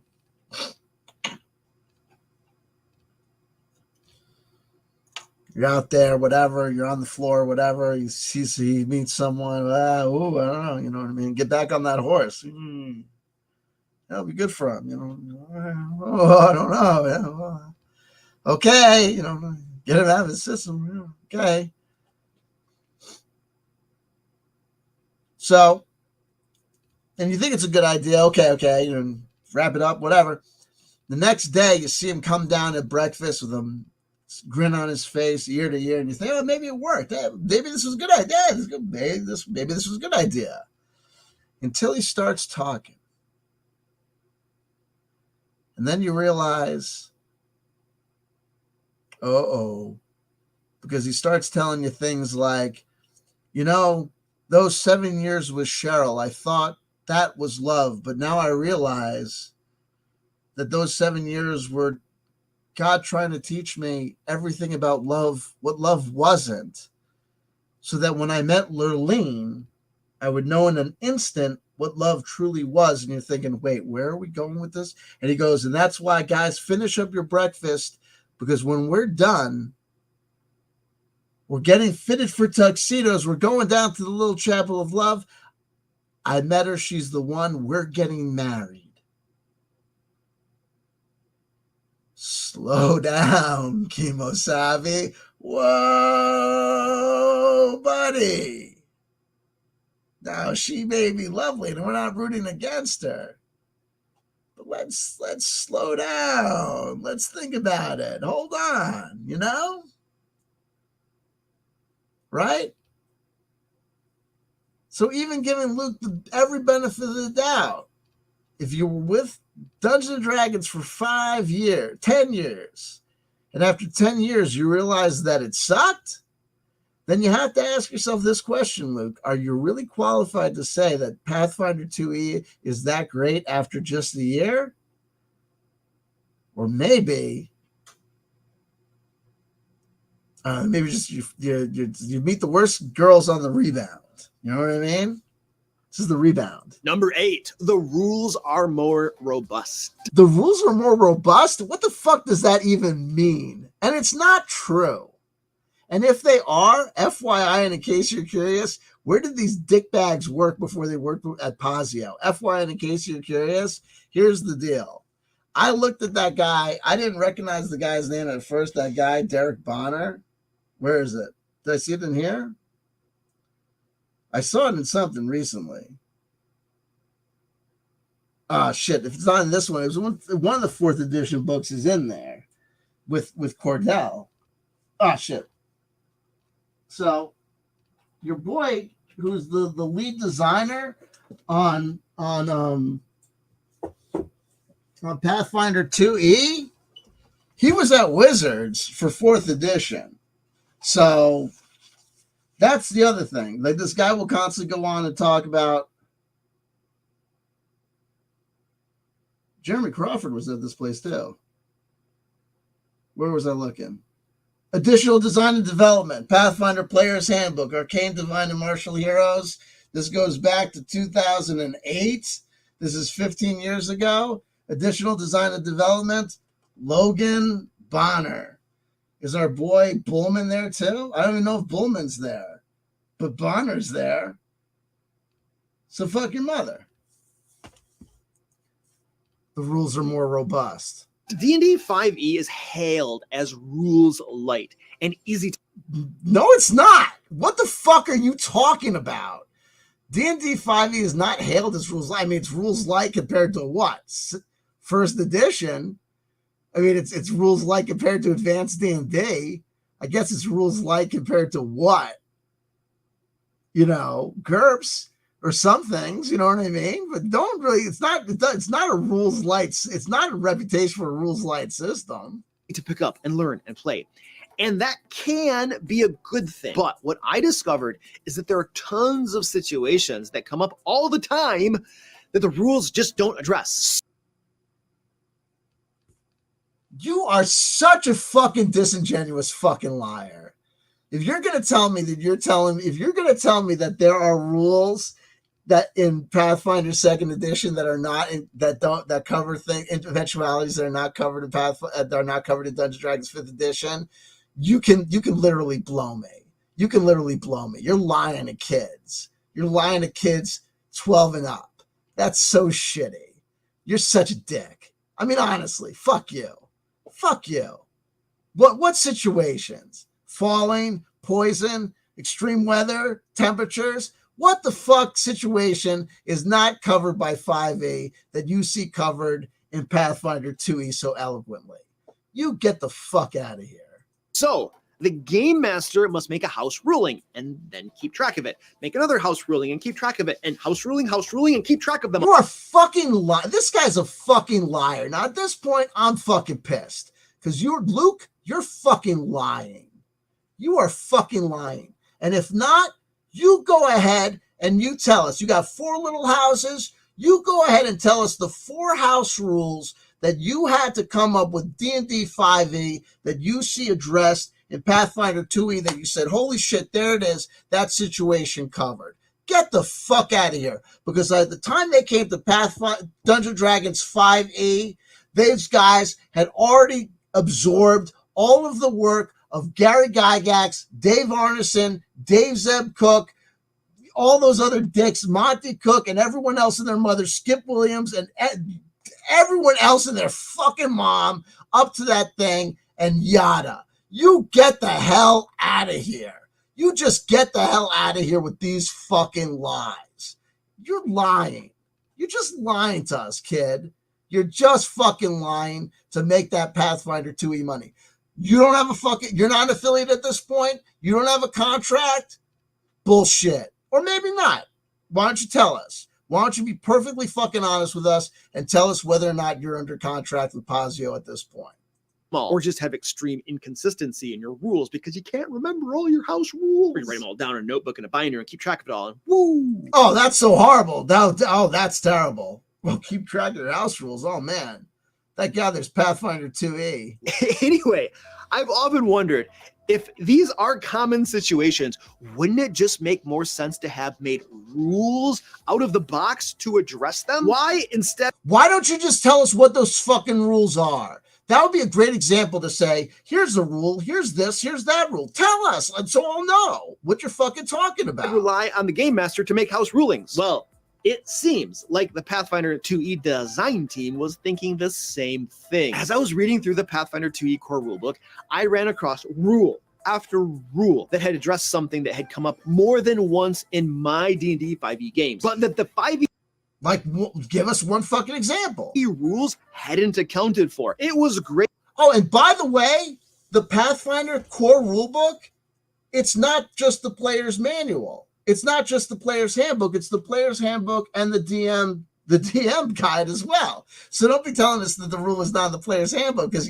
fuck you. Great to see that Paizo's design team and their playtesting had considered these things and resulted in rules to address them. Number 9, why not 1D&D? I imagine that some of you may be asking, but Luke, what if WotC addresses a lot of these concerns in 1D&D? Why not switch to that instead? That's a fair question. First, yeah, that is a fair question. But now watch, here's where the shilling will go atomic. Because he's going to tell, now watch, this guy, I'm going to tell you something, he's going to go beyond, because I've got videos by him past this guy where he talks about this whole thing with the Pinkerton cops and all that jazz, where I may get to that video eventually, I may not. But this guy's going to talk about all the morals and the ethics of WotC or whatever. I'm telling you about this video. I've got problems with the morals and ethics of you, DM Lair. I'm not saying I'm better than you. I'm a human being. You know what I mean? Like, I lie and I connive and I'm full of sin and all that stuff. But you are too. You know what I mean? But I don't do it to kids. You know what I mean? You know what I mean? It is what it is. You know what I mean? You're disingenuous. You're being disingenuous. And when you do that, you can get busted out. Like someone will make a video like this, and then maybe no one sees this video by me. Or maybe people take clips of this video and it gets around. You're not going to be able to survive because your shilling is so disingenuous and so obvious and blatant that people are going to, once people show that the Emperor has no clothes, it snaps and everyone sees, oh shit, that guy's just up there naked. You are, trust me, neither you nor me want to be up here naked. The Anne Nicole Smiths and the Marilyn Monroes and the Beyoncés, you know what I mean? And the Cleopatras of the world, they can be up here, and the I don't want to be sexist, like the Jason Mimosas or whatever, you know what I mean? And the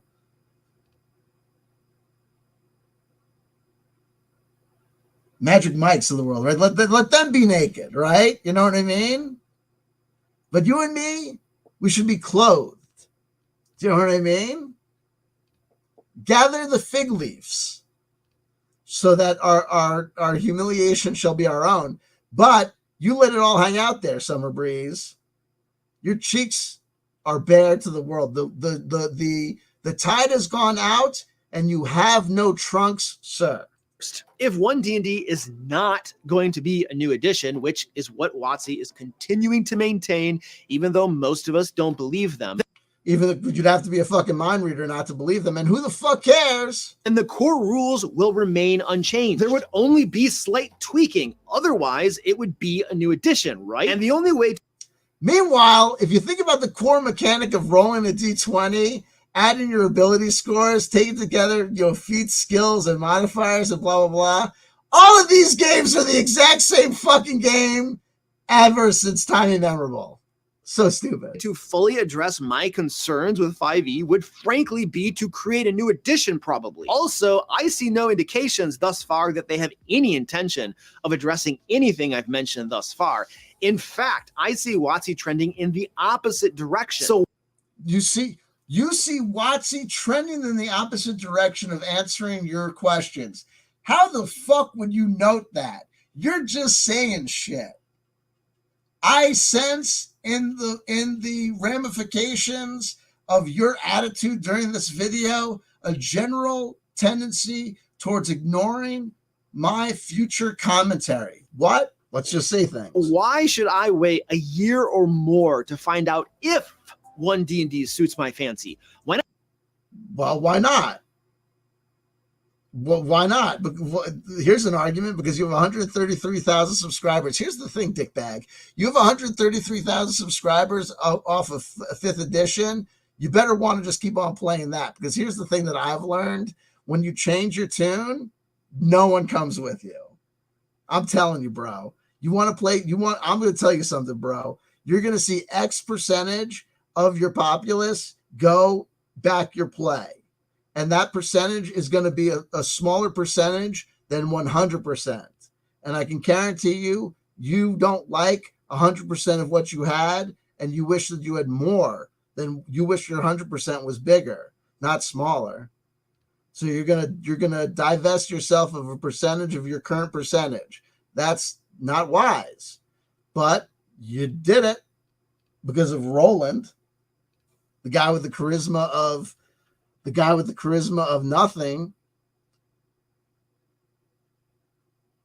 And I just switched to a new game system now that seems to be what I'm looking for. However, seems to be what you go to a new system that seems to be what you're looking for. You went to this new system because did they pay you, bro? Come on, DM Lair. Are you going to come out and admit that you became an affiliate? Are you going to come out and admit that you got some sort of interest? Come on. What's the deal? Any backroom deals? I have another big reason, which leads up to my next point. Number 10, I no longer wish to support Wizards of the Coast. I've been making videos for over 5 years now about D&D, with a focus on helping dungeon masters. I can only imagine how many game masters have benefited from the content my team and I produce. How many GMs may have quit if not for us? How many GMs would have quit because not for us? That's egotistical beyond all scope of reasonableness. How many game masters went on to buy Wizards of the Coast products because of the help that we rendered them? And by the way, oh, come on, man. Come on now. Seriously. Did Warrant save rock and roll? Come on now. We all aggregate together. Come on now. Take yourself out back and kick your own ass for saying that shit. You should feel like an asshole. Come on now. I've received emails and messages from lots of people saying exactly that the content my team and I produce has helped them and has encouraged them to not stop, not give up, and to continue being a game master. But anyway. Wow. Okay. You know what I mean? I got emails telling me that I was a Jew and that they were coming for me. Not once has anyone from Wizards of the Coast reached out to me. Not once. The bastards.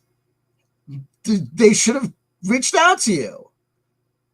I mean, here you are playing their game, participating, making money. Come on now, you make money selling 5e products. Come on now, you're acting like you just helped them. Like you'd have a job without them. People, you know what I mean? Oh, it's so stupid. But Paizo, on the other hand, has.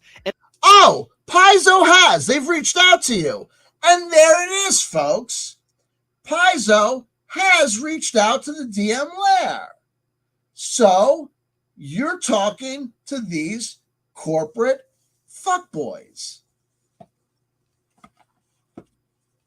Now look, Wizard of the Coast are corporate fuckboys. They are. Okay? But so are Paizo. Lisa Stevens is not a hippie. Okay? She's not cool. She's a capitalist. No one's here giving away shit for free.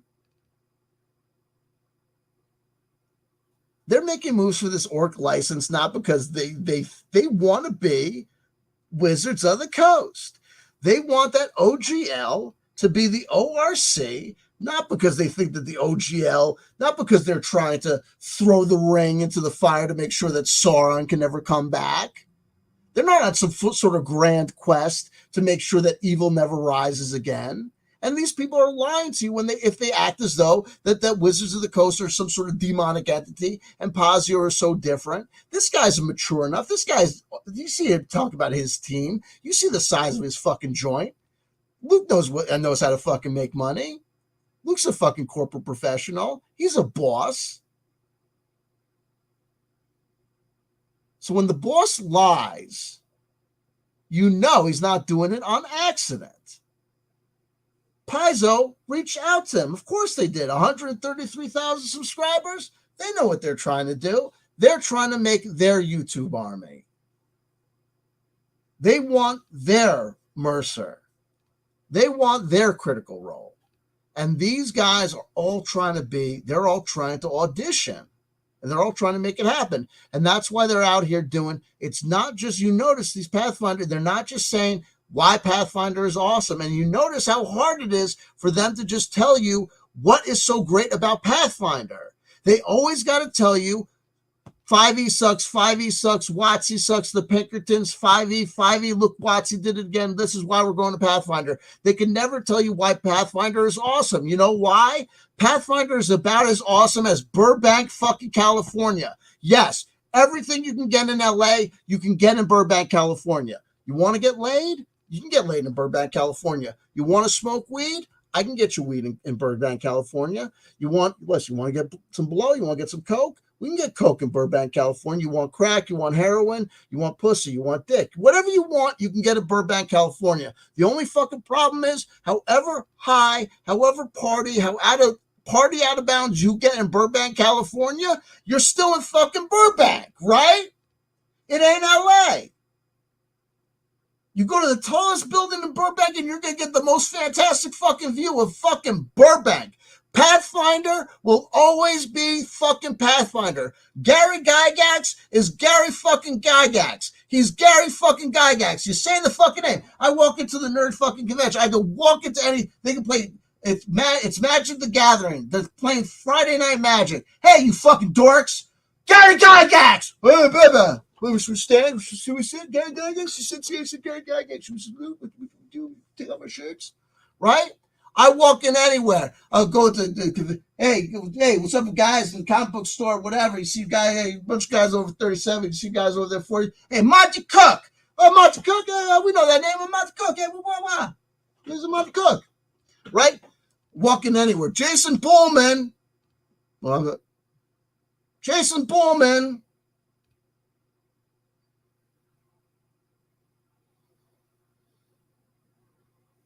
Got a latte here for Bullman. Jason Bullman.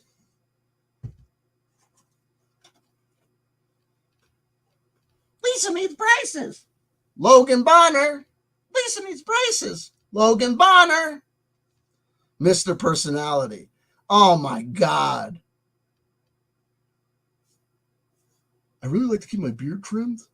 I don't like it when it gets too wild, so I keep it trimmed. Oh my God. Fucking Logan Bonner. Jesus Christ. Personality for fucking days with this fucking crew. Jason Bullman. I had never seen Jason Bullman until I saw Jason Bullman, and then I was offended. I was offended by the man. I was just offended. I was offended. I was absolutely offended. It's disgusted. It was reprehensible. And I don't even make videos specifically about Pathfinder then. Oh, no, you didn't, but you do now, hooker. You can well imagine my outrage at Wizards of the Coast when, after years of indirectly helping them, bolstering their business. After years of indirectly helping them, it's like, I can't believe it. After years of buying tickets to Major League Baseball events, I can't believe that they kicked me out of there for public intoxication, the bastards. In December 2022, they tried to pull this OGL crap. They tried to. They tried to pull what? Nothing fucking happened. It was a complete betrayal. It wasn't a complete betrayal. Nothing fucking happened. Lie. I've been dissatisfied with Wizards of the Coast for some time. Everyone's dissatisfied with everybody. Why would you not be dissatisfied with them? I feel like the quality of their products has steadily been declining, and many people feel the same way. Just look at their recent releases. They're leaning so heavily into monetizing their brand that it's quite off-putting. And Unlike Pazzo, who just announced 2 video games and 2.5 after everyone just spent all that money buying. They reprinted their books. They're outright lying to us. Like you are, Luke, like you are. Failing to disclose your interactions with the rules lawyer, disclosing your interactions with Pazzo now, but I don't know. Are you totally disclosing what's happening with you and Pazzo and your company? About so many things. Do they really expect us to believe that one D&D isn't going to be a new edition? And this who gives a fuck? Blatant lie about OGL version 1.1 just being a draft.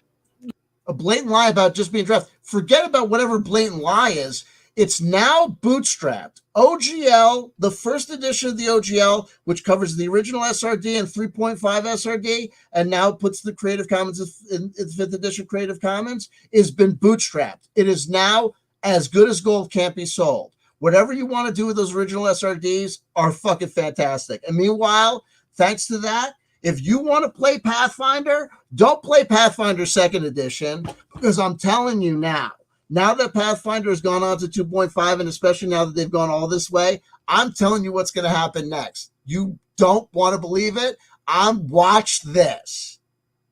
I guarantee you're going to start seeing retro clones of 1st edition Pathfinder. If I'm lying, I'm dying, which is ridiculous because it's just going to be retro editions of 3.5, but they're still going to figure out a way to call it Galantheon, and they're going to do something to let you know this is for your old adventure quest for, don't call it the 2nd most popular role-playing game in the world. Legally, it may have been a draft because everything's a draft until it's signed, but the spirit of what they were doing was that it was the final thing, and the spirit of what you're doing is bullshitting in the line and getting busted by a Jew attorney, you fucking fuck. They know it. I have no compunctions about a company seeking to turn a profit. I do the same thing myself. But the unethical and underhanded manner that they go about it is quite simply wrong and inexcusable. So if this is the measure of the company, who they are and the products they create,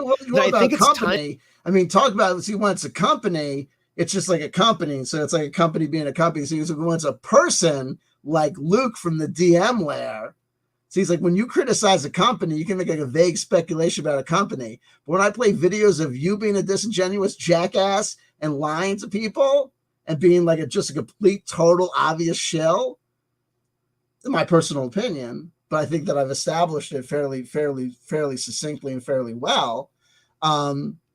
It's you that has the egg on your face, not some sort of nameless company. It's you who get to wear the horns, because you cannot tell me this shit that you said about Pathfinder is objectively true. You can only state it as opinion. And for you to state these opinions so strongly, F you. It's like when that scene in The Simpsons when Krusty the Clown became like a hardcore tell the truth, tell like it is comedian, and then all of a sudden he sold out for the Canyonero. They tried to offer me a whole bunch of money to tell you guys about a car.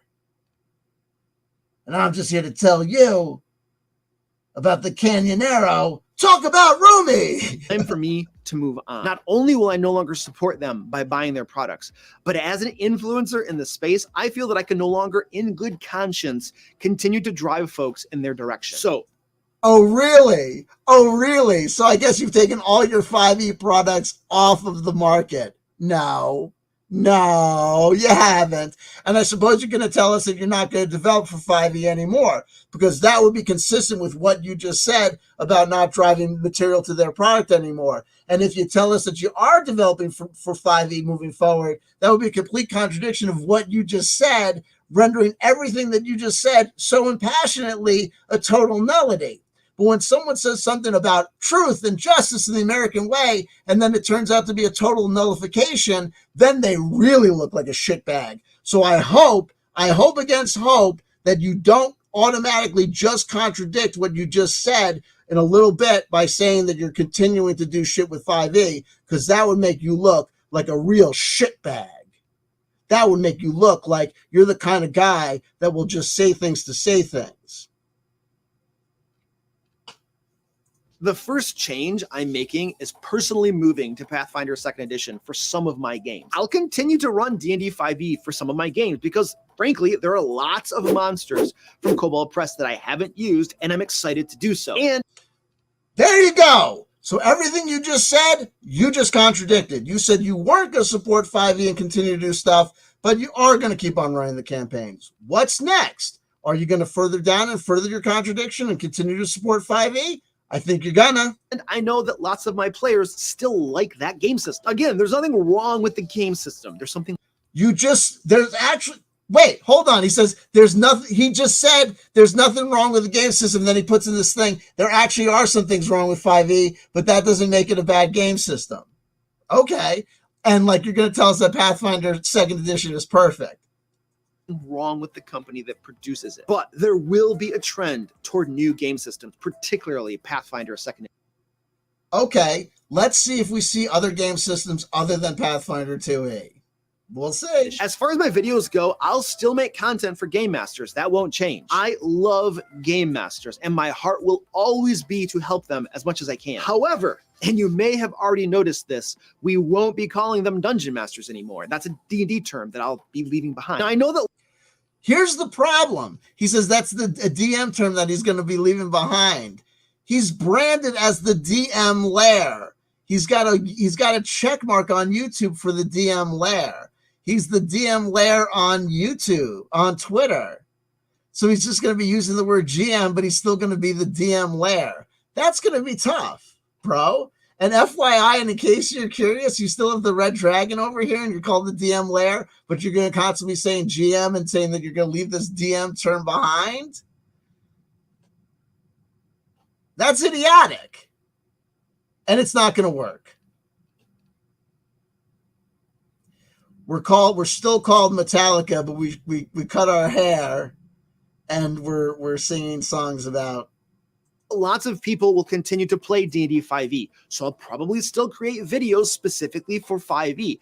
Wait, you just said that you were not going to do that because WotC were so horrible that you were not going to continue to support them or move people in their direction. But you just said that you're going to keep on doing what you were going to do, which is exactly that. So absolutely 100%, you're the kind of guy that will be like, I believe in racial equality and I believe that transgender people deserve the same rights and respects. But come on, man. I mean, marriage is between a guy and a gal. I mean, you know what I mean? I'm saying you are a fucking hypocrite.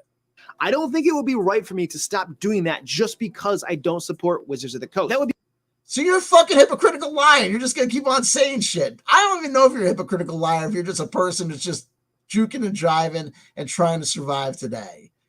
Keep on going. Be akin to throwing the baby out with the bathwater. There are still lots of people that will continue to play 5e, and I want to give them resources to help them. Now, will I make... First of all, the majority of people that play 5e don't even know that they're playing 5e. You know why? They just know that they're playing Dungeons and Dragons. Content specifically for Pathfinder 2nd Edition and other game systems? Well, I don't know. We'll have to see where things take us. And if you're wondering about what this means... Wait, hold on. What'd you just say? That makes no sense. I don't know. We'll have to see where things take. Hold on. 5e. I don't think it would be right for me to stop doing that just because I don't support Wizards of the Coast. That would be akin to throwing the baby out with the... So remember, he can't keep on supporting Wizards of the Coast because he can't keep on supporting Wizards of the Coast. But of course, he's going to keep on playing the game and supporting the game and doing everything that is involved in basically supporting Wizards of the Coast because, you know, you're not going to throw the baby out with the bathwater. So you're doing nothing. As long as you're taking a strict principled stand on doing nothing, I guess we're cool. The bathwater. There are still lots of people that will continue to play 5e, and I want to give them resources to help them. Now, will I make content specifically for Pathfinder 2nd Edition? Will I make content specifically for Pathfinder 2nd Edition? Considering that you think that Pathfinder 2nd Edition is awesome and is better than Dungeons & Dragons 5e, why wouldn't you? You're supposed to be here giving resources for Dungeon Masters, Game Masters. You were supposed to be encouraging them and hoping that they don't quit. So you discover this new gaming system that's so much better than 5e. It's a non-brainer that you would continue to support it, right? It's a non-brainer, non-starter that you would make products for it, right? Duh. And other game systems? Well, I don't know. We'll have to... You don't know that you would do that? Why? To see where things take us. And if you're wondering about what this means for DM Lair publications, such as our Kickstarters and Lair magazine, here are my team's current plans. What we produce will continue to be compatible with D&D 5e. So if that's the So what you do will continue to be compatible with 5e. So your third-party products, and by the way, compatible with 5e means it's a 5e product. Right?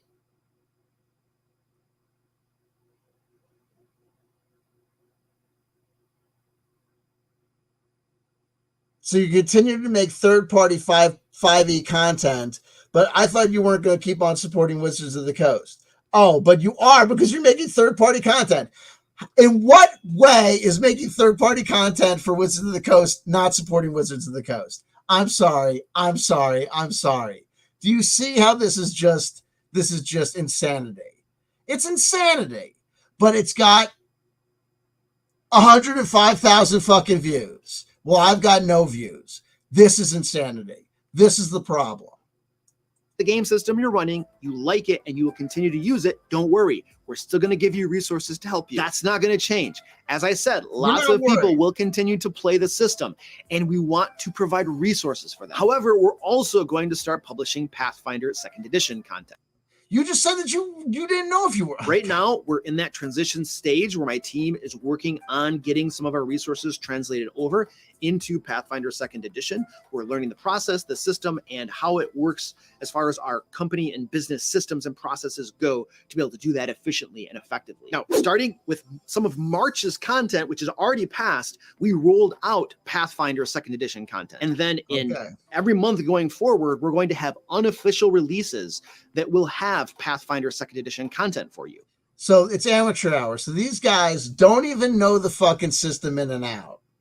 This is the other thing about third-party content, okay? Here's third-party content is you're just as, I don't care. Look, there are companies that have very good reputations. There are companies that have got shitty reputations, whatever.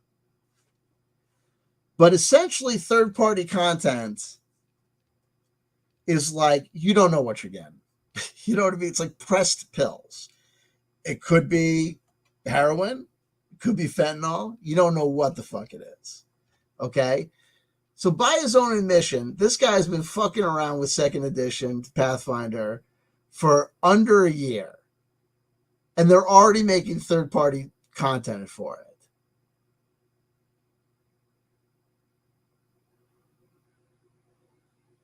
Fuck you.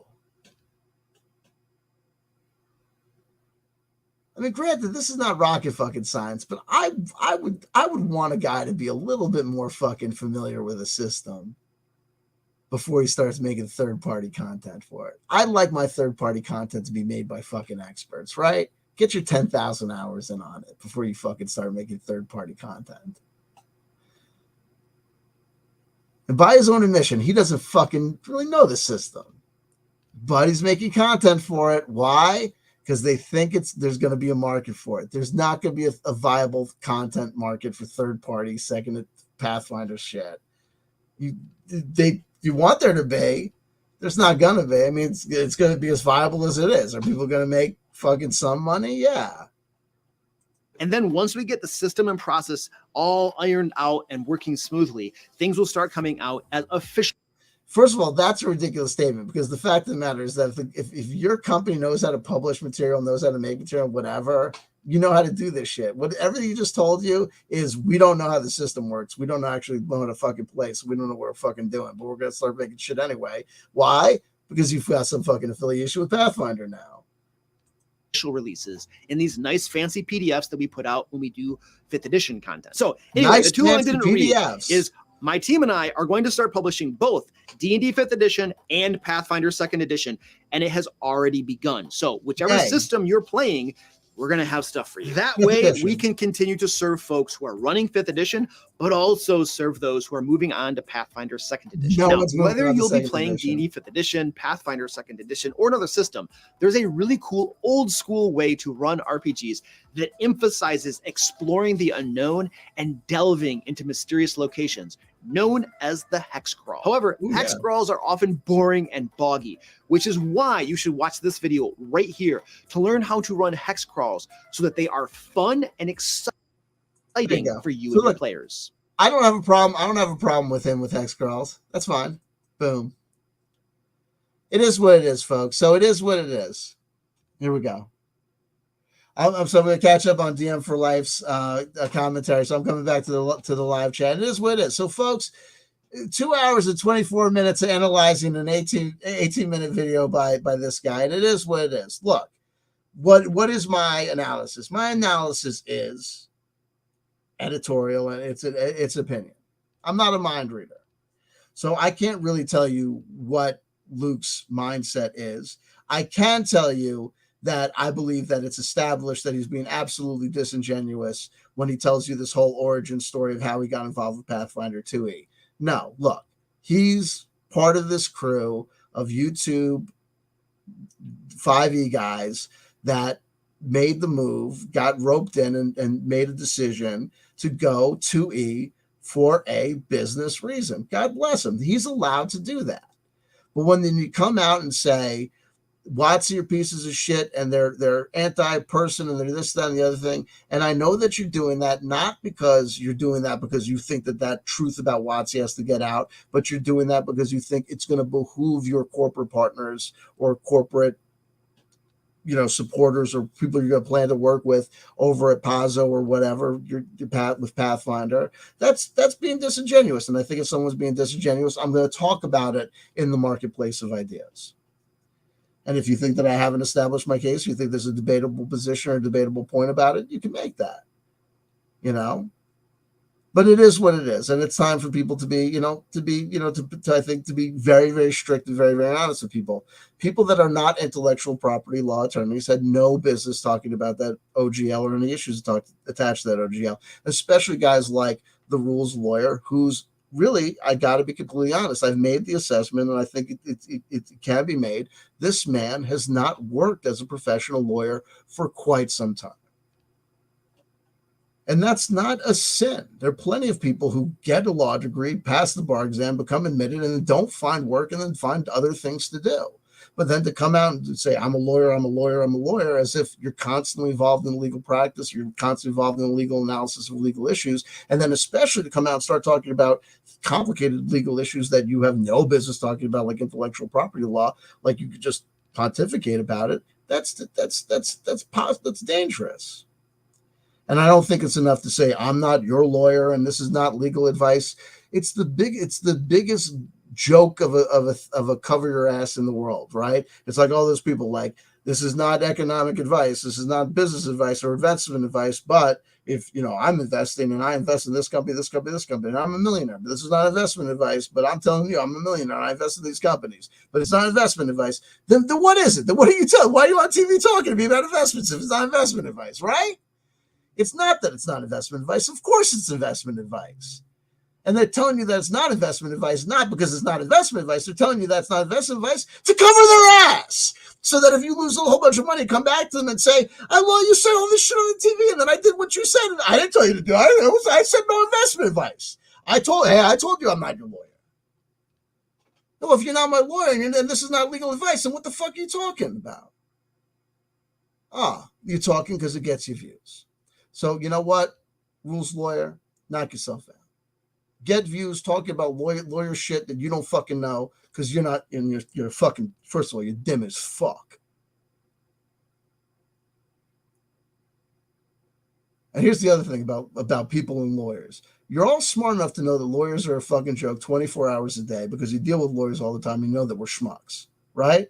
But then a lawyer comes along who actually agrees with you about something like WotC are dickheads and you don't like them and you hate WotC. So the lawyer comes along that agrees with you. And then all of a sudden, even though you know that lawyers are pieces of shit and morons half the time in your day-to-day life, all of a sudden you find a lawyer that agrees with you. All of a sudden he's a fucking genius. This guy, oh shit, this lawyer, look at this fucking lawyer. He agrees with me too.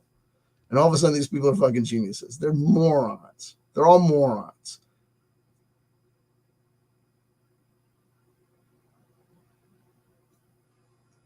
It's a doctorate, right? You can call us doctor if you want to, but if we start going around asking people to call us doctor, you'd say, The fuck you talking about? Right? It'd be like the dumbest doctor convention in the world, right? Come on. It's a scam. It's ridiculous. Anyway, there we go.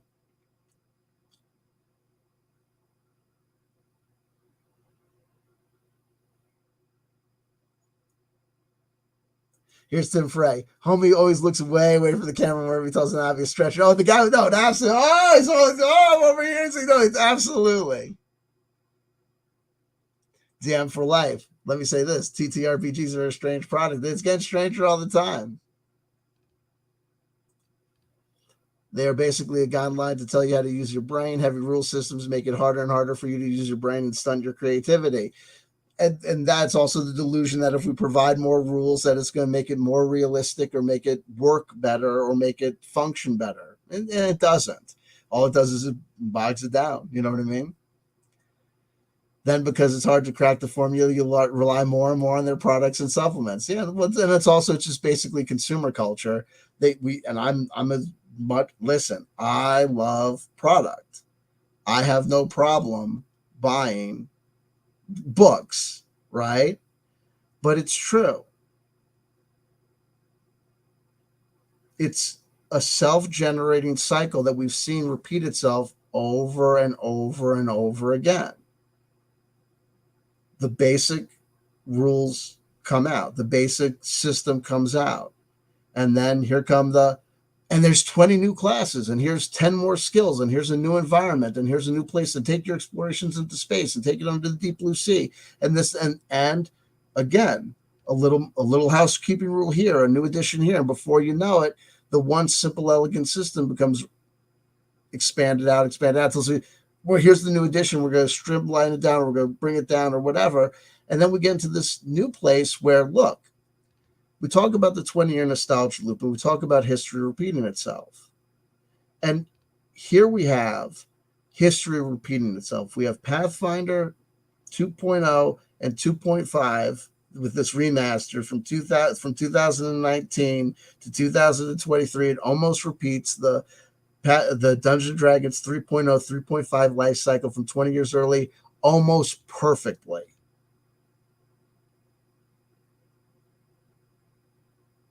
So we see the same pattern repeat itself, but we need to know and understand something. Pathfinder is not Dungeons & Dragons, and 2023 is not 2003. Okay, and they talk about, people are speculating, like, oh, one D&D's virtual tabletop, oh, it's not going to work. They tried that back in 2008 and it didn't work. 2008 was 15 years ago. 15 years ago. Excuse me, ladies and gentlemen, the technology may have improved. The children, their attitude about computers, graphics, and games and how they work and how they want to function may have changed as well. And where tabletop role-playing games are in society and how they function in society has changed as well. I talk about nostalgia loops all the time and where nostalgia loops go back to and where they keyed into. This nostalgia for tabletop, roll the dice, Dungeons & Dragons type stuff, we're on the X number of iterations of this hobby and this nostalgia. Remember, the original OSR, Old School Revival, started in 2008 itself. The original edition of Basic Fantasy Game by Chris Gunderman came out in 2006, I think, 2007. Osric came out around the same time. Labyrinth Lord came out around the same time. It's very similar to Vaporwave.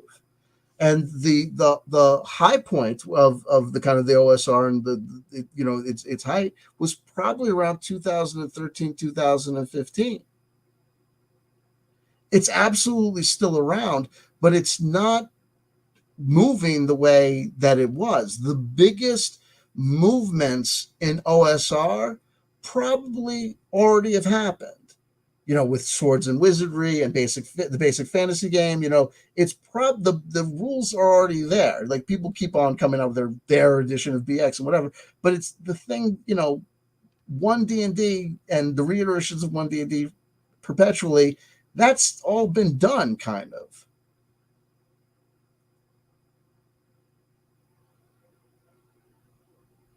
And I don't know how many more times you're going to be able to squeeze the lemon.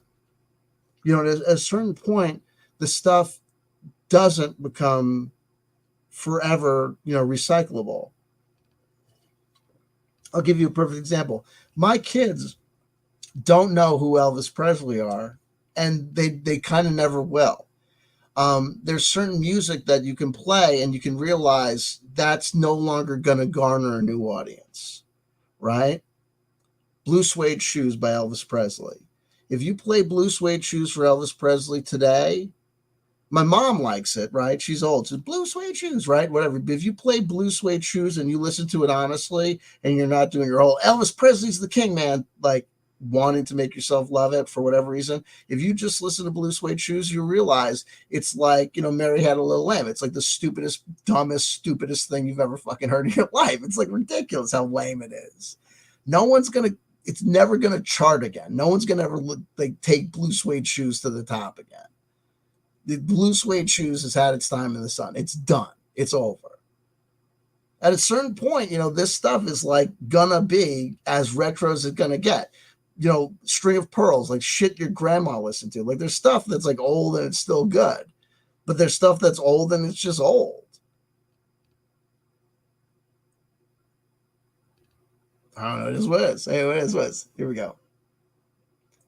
DM for Life. The rules are more robust. But wait a minute, they're coming with the remaster now. So that's the other. Well, that's the thing. DM for Life. What I think you're going to see is that these guys are panicking. You're going to see a whole bunch of people because they made the move. What they were hoping for was Wizards of the Coast were going to keep on FU. And so what these guys were hoping for was Wizards of the Coast were going to strip out the first edition OGL. They were going to get rid of that open game license. They were going to proceed with following one D&D into the digital beyond with the AI DMs and pissing everybody off. And that in that wake, everything would be left for Pazio and, you know, Matt Mercer and Dragonheart, Daggerheart, whatever, to pick up the pieces, and Cobalt Press, whatever, to pick up the pieces. And when that failed to happen, and when instead Wizards of the Coast said, you know what, you win, we're going to bootstrap the first edition OGL and promise doubles, pinky swear, all our hands on it, Hasbro's hands on it, Watsy's hands on it, everybody's hands on it. We're never going to touch the OGL. We promise, we promise, we promise. And in addition to that, because we love you so much and we're so sorry, we're really sorry. We're really sorry. 5th edition is now Creative Commons too. So there's no fucking problem whatsoever. Now all of a sudden these people like Pazzo are saying, wait, hold on. We were banking on you guys being the bad guys for at least like another year. And Wizards of the Coast were like, yeah, we know you needed us to be the bad guys, but we're not going to be the bad guys. We don't want to be the bad guys. We don't want to screw ourselves. We know you keep on telling people that we're not listening to anybody, but we are. So we reversed it. So can you tell the people that we reversed it? And so we're not bad guys. And people are like, well, we're not going to do that because we now have a vested interest in wanting Pathfinder to succeed. And then Watsy is like, oh, so you're going to lie on us. And people are like, basically, yeah, kind of. So don't listen to any of these guys. DM Lair is a fucking liar and he's lying to you. And Roll for Law, the rules, I forget him, I don't worry about him, but Rules Lawyer is a fucking liar. You should send Rules Lawyer to fucking packing. You should send him packing. He's a fucking liar. Yes, he's disingenuous.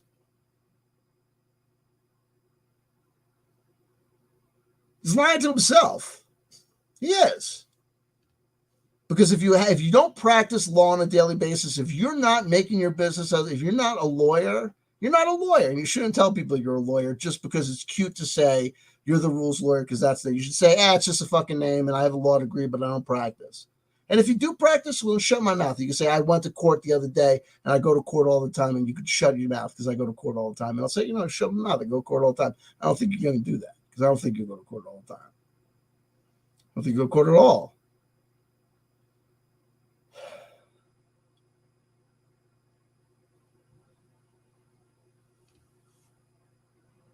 and all you people invested in Pathfinder 2nd edition, here's what's going to happen. Here's my final predictions for the future.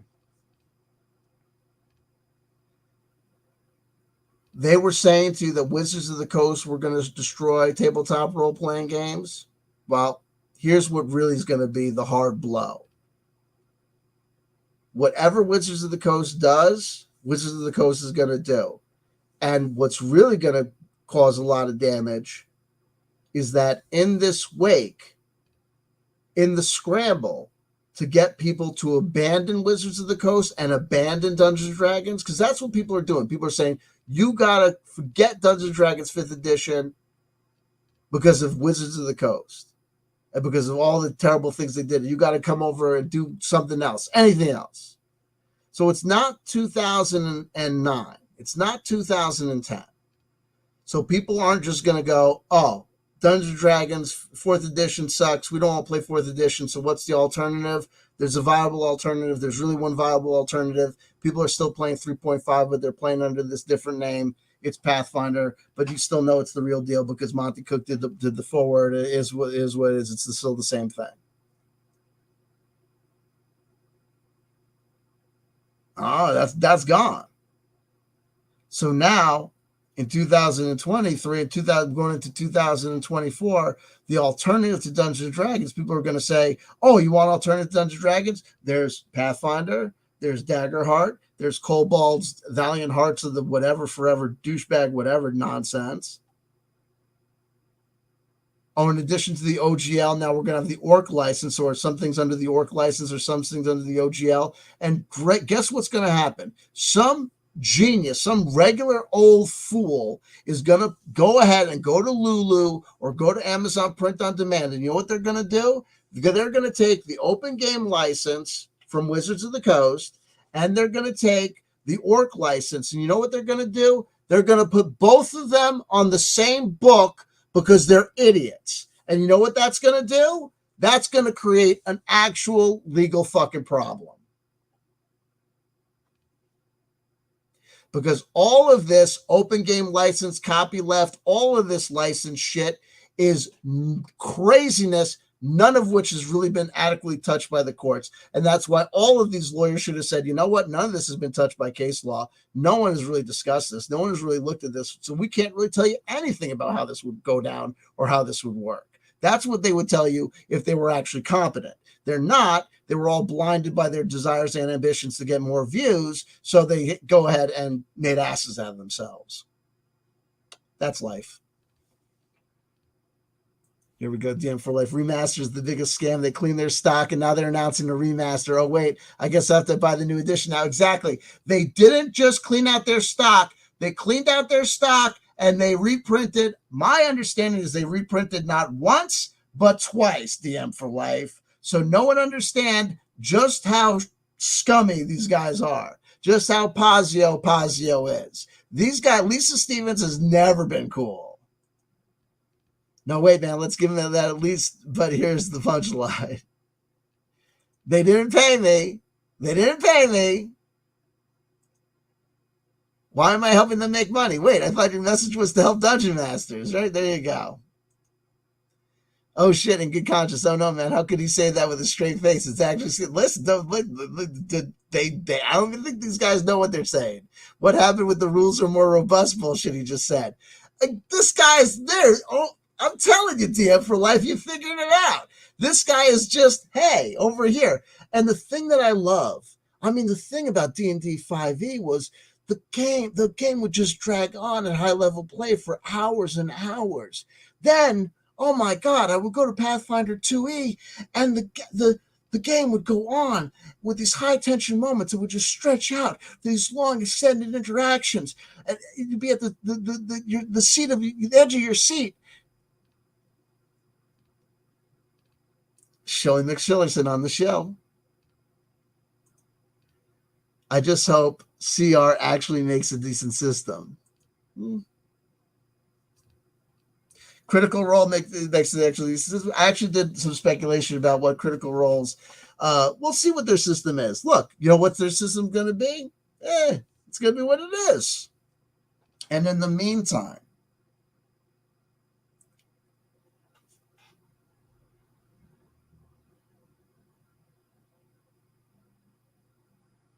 it all goes round and round. And the point is this. I just want to provide a little bit of anti-hypnotism to the hypnotism that we see actively being engaged in by certain people in this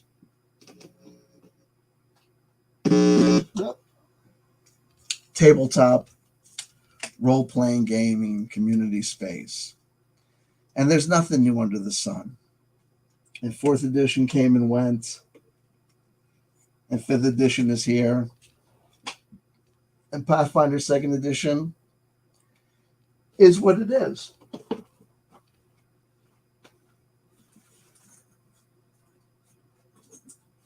And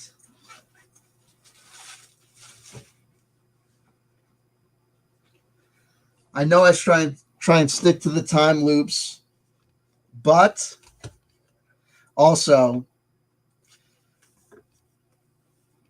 I know I did the whole thing about relapsing on RPGs, on RPG books again, and I'll confess. So you get started, you break the seal, and then it keeps on going. I have to stop again, but I did procure. I got Savage Worlds, the Game Master's Handbook for riffs for Savage Worlds. Because Savage Worlds is a good system. I like that. Because for Christmas, before I went into the 2003 nostalgia loop overdrive, I was really excited for Savage Worlds. They came out with a version for Pathfinder for Savage Worlds. That I was just because I like things that are things. I also got this. This was for a song. This is from Children of Fire from 2011. Some sort of angelic role-playing game. Don't worry, it's not a Christian role-playing game, I've been assured. And then I got this on September 3rd, 1981, The Spawn of Fashion. Role-playing game made its debut at the Denvention 2 World Science Fiction Convention in Denver. Though only 17 copies were sold, magazine reviews ripping, roasting, and praising the rulebook turned Spawn into a global mystery and industry phenomenon. After 4 decades of limited or no availability, creator Kirby Lee Davis released this 40th anniversary edition that would have been in 1998, presenting the Spawn of Fashion in its original format, along with the forward to the 1998 reprints. That 1998 would be a 25-year nostalgia loop. Okay, so this game originally came out over 40 years ago, and then it was reprinted 25 years ago. So I had to get it. Had to. And then this is from 2002 from Green Ronin Publishing, Spaceship Zero. This is apparently like an homage to like 1950s kind of like, woo, like, Flash Gordon type of like serialized science fiction type stuff. And it's 2002, so it's 20 years ago. So we got that. But now I'm like, no, now we have to stop again. Stop. So hopefully I'll stop. But here we go.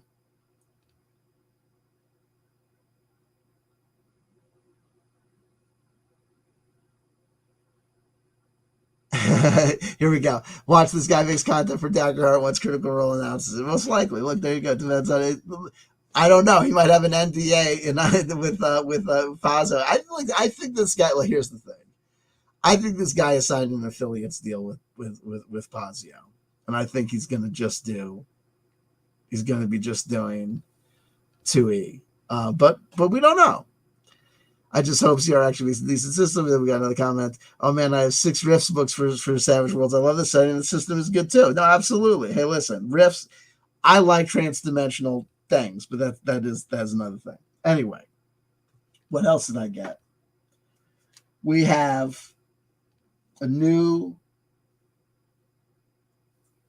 tarot card, a new tarot card deck. I didn't even know about this. We'll do a full takedown, a full go through. Diablo, licensed from Blizzard Entertainment, 2022. 78 full color hand illustrated tarot cards and 96-page illustrated guidebook. I want to see if I recognize if we can see who did the guidebook. The cards are huge.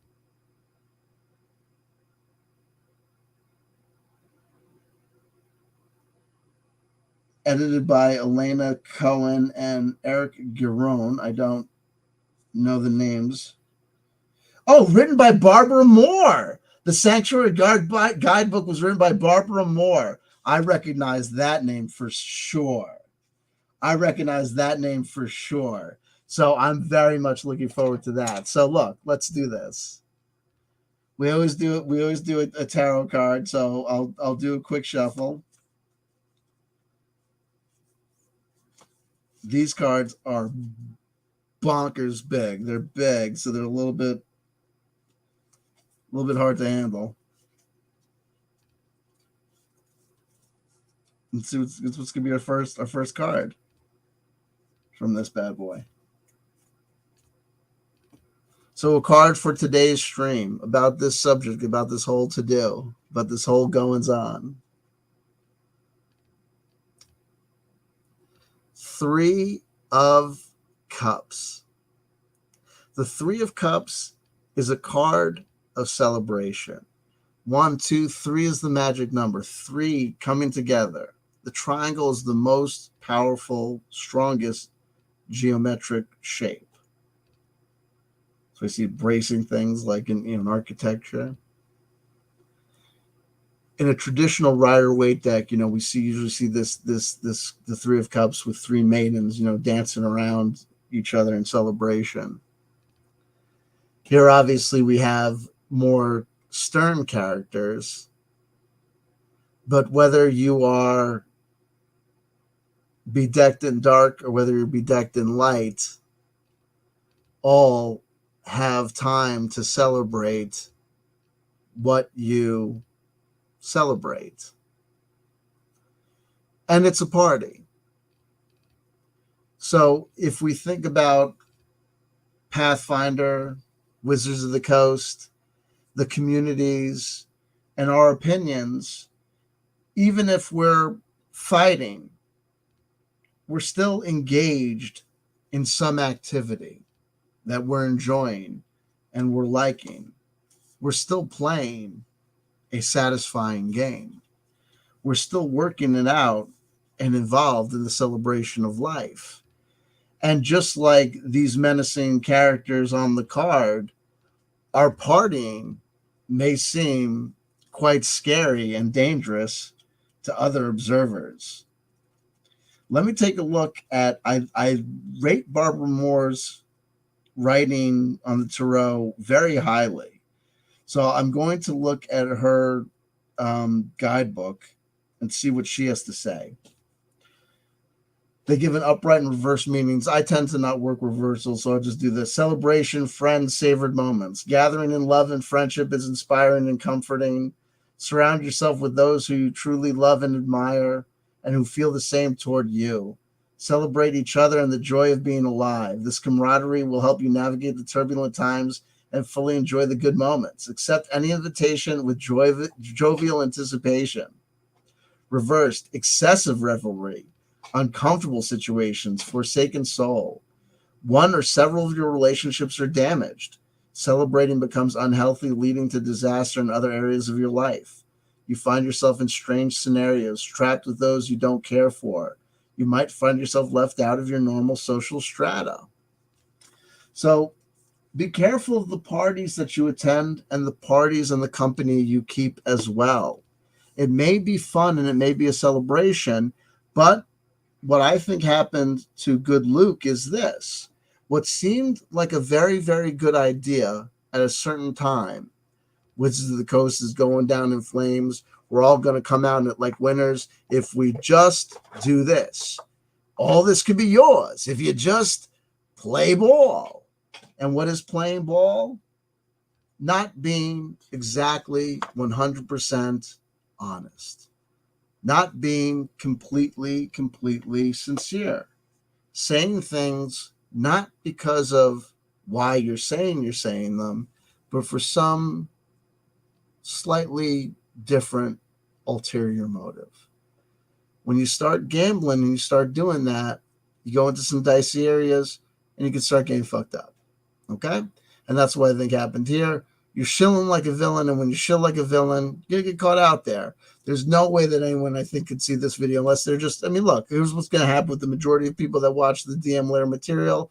The majority of people that subscribe to DM Lair think that Luke is just great, because the majority of people that subscribe to these kind of play games and let's talk about games and play games and talk about playing games and just talk about things like important things like truth, justice, and liberty in context of bullshit with Watson and shit. These a lot of these people are probably schmoos, right? You know what I mean? Probably, you know, dickheads in real life, right?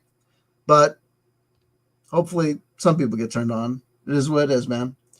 And we'll catch you all on. We practice, you know, true open source Grateful Dead rules here. If you any portion of this video you want to take, experiment with, clip, share on social media, do something else with, go ahead and do it.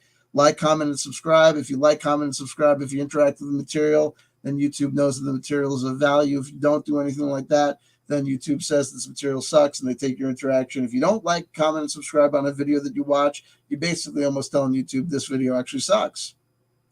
So if you want to help out, you can help out by like, commenting, and subscribing, and, you know, sharing it on social media to tell people about it. Tell the people if you think this any part of my commentary has got any sort of value, and you share it with people.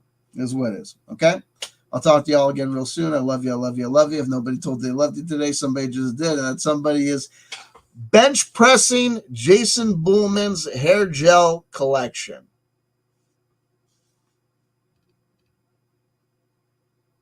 I'm just kidding. My name is Benjamin.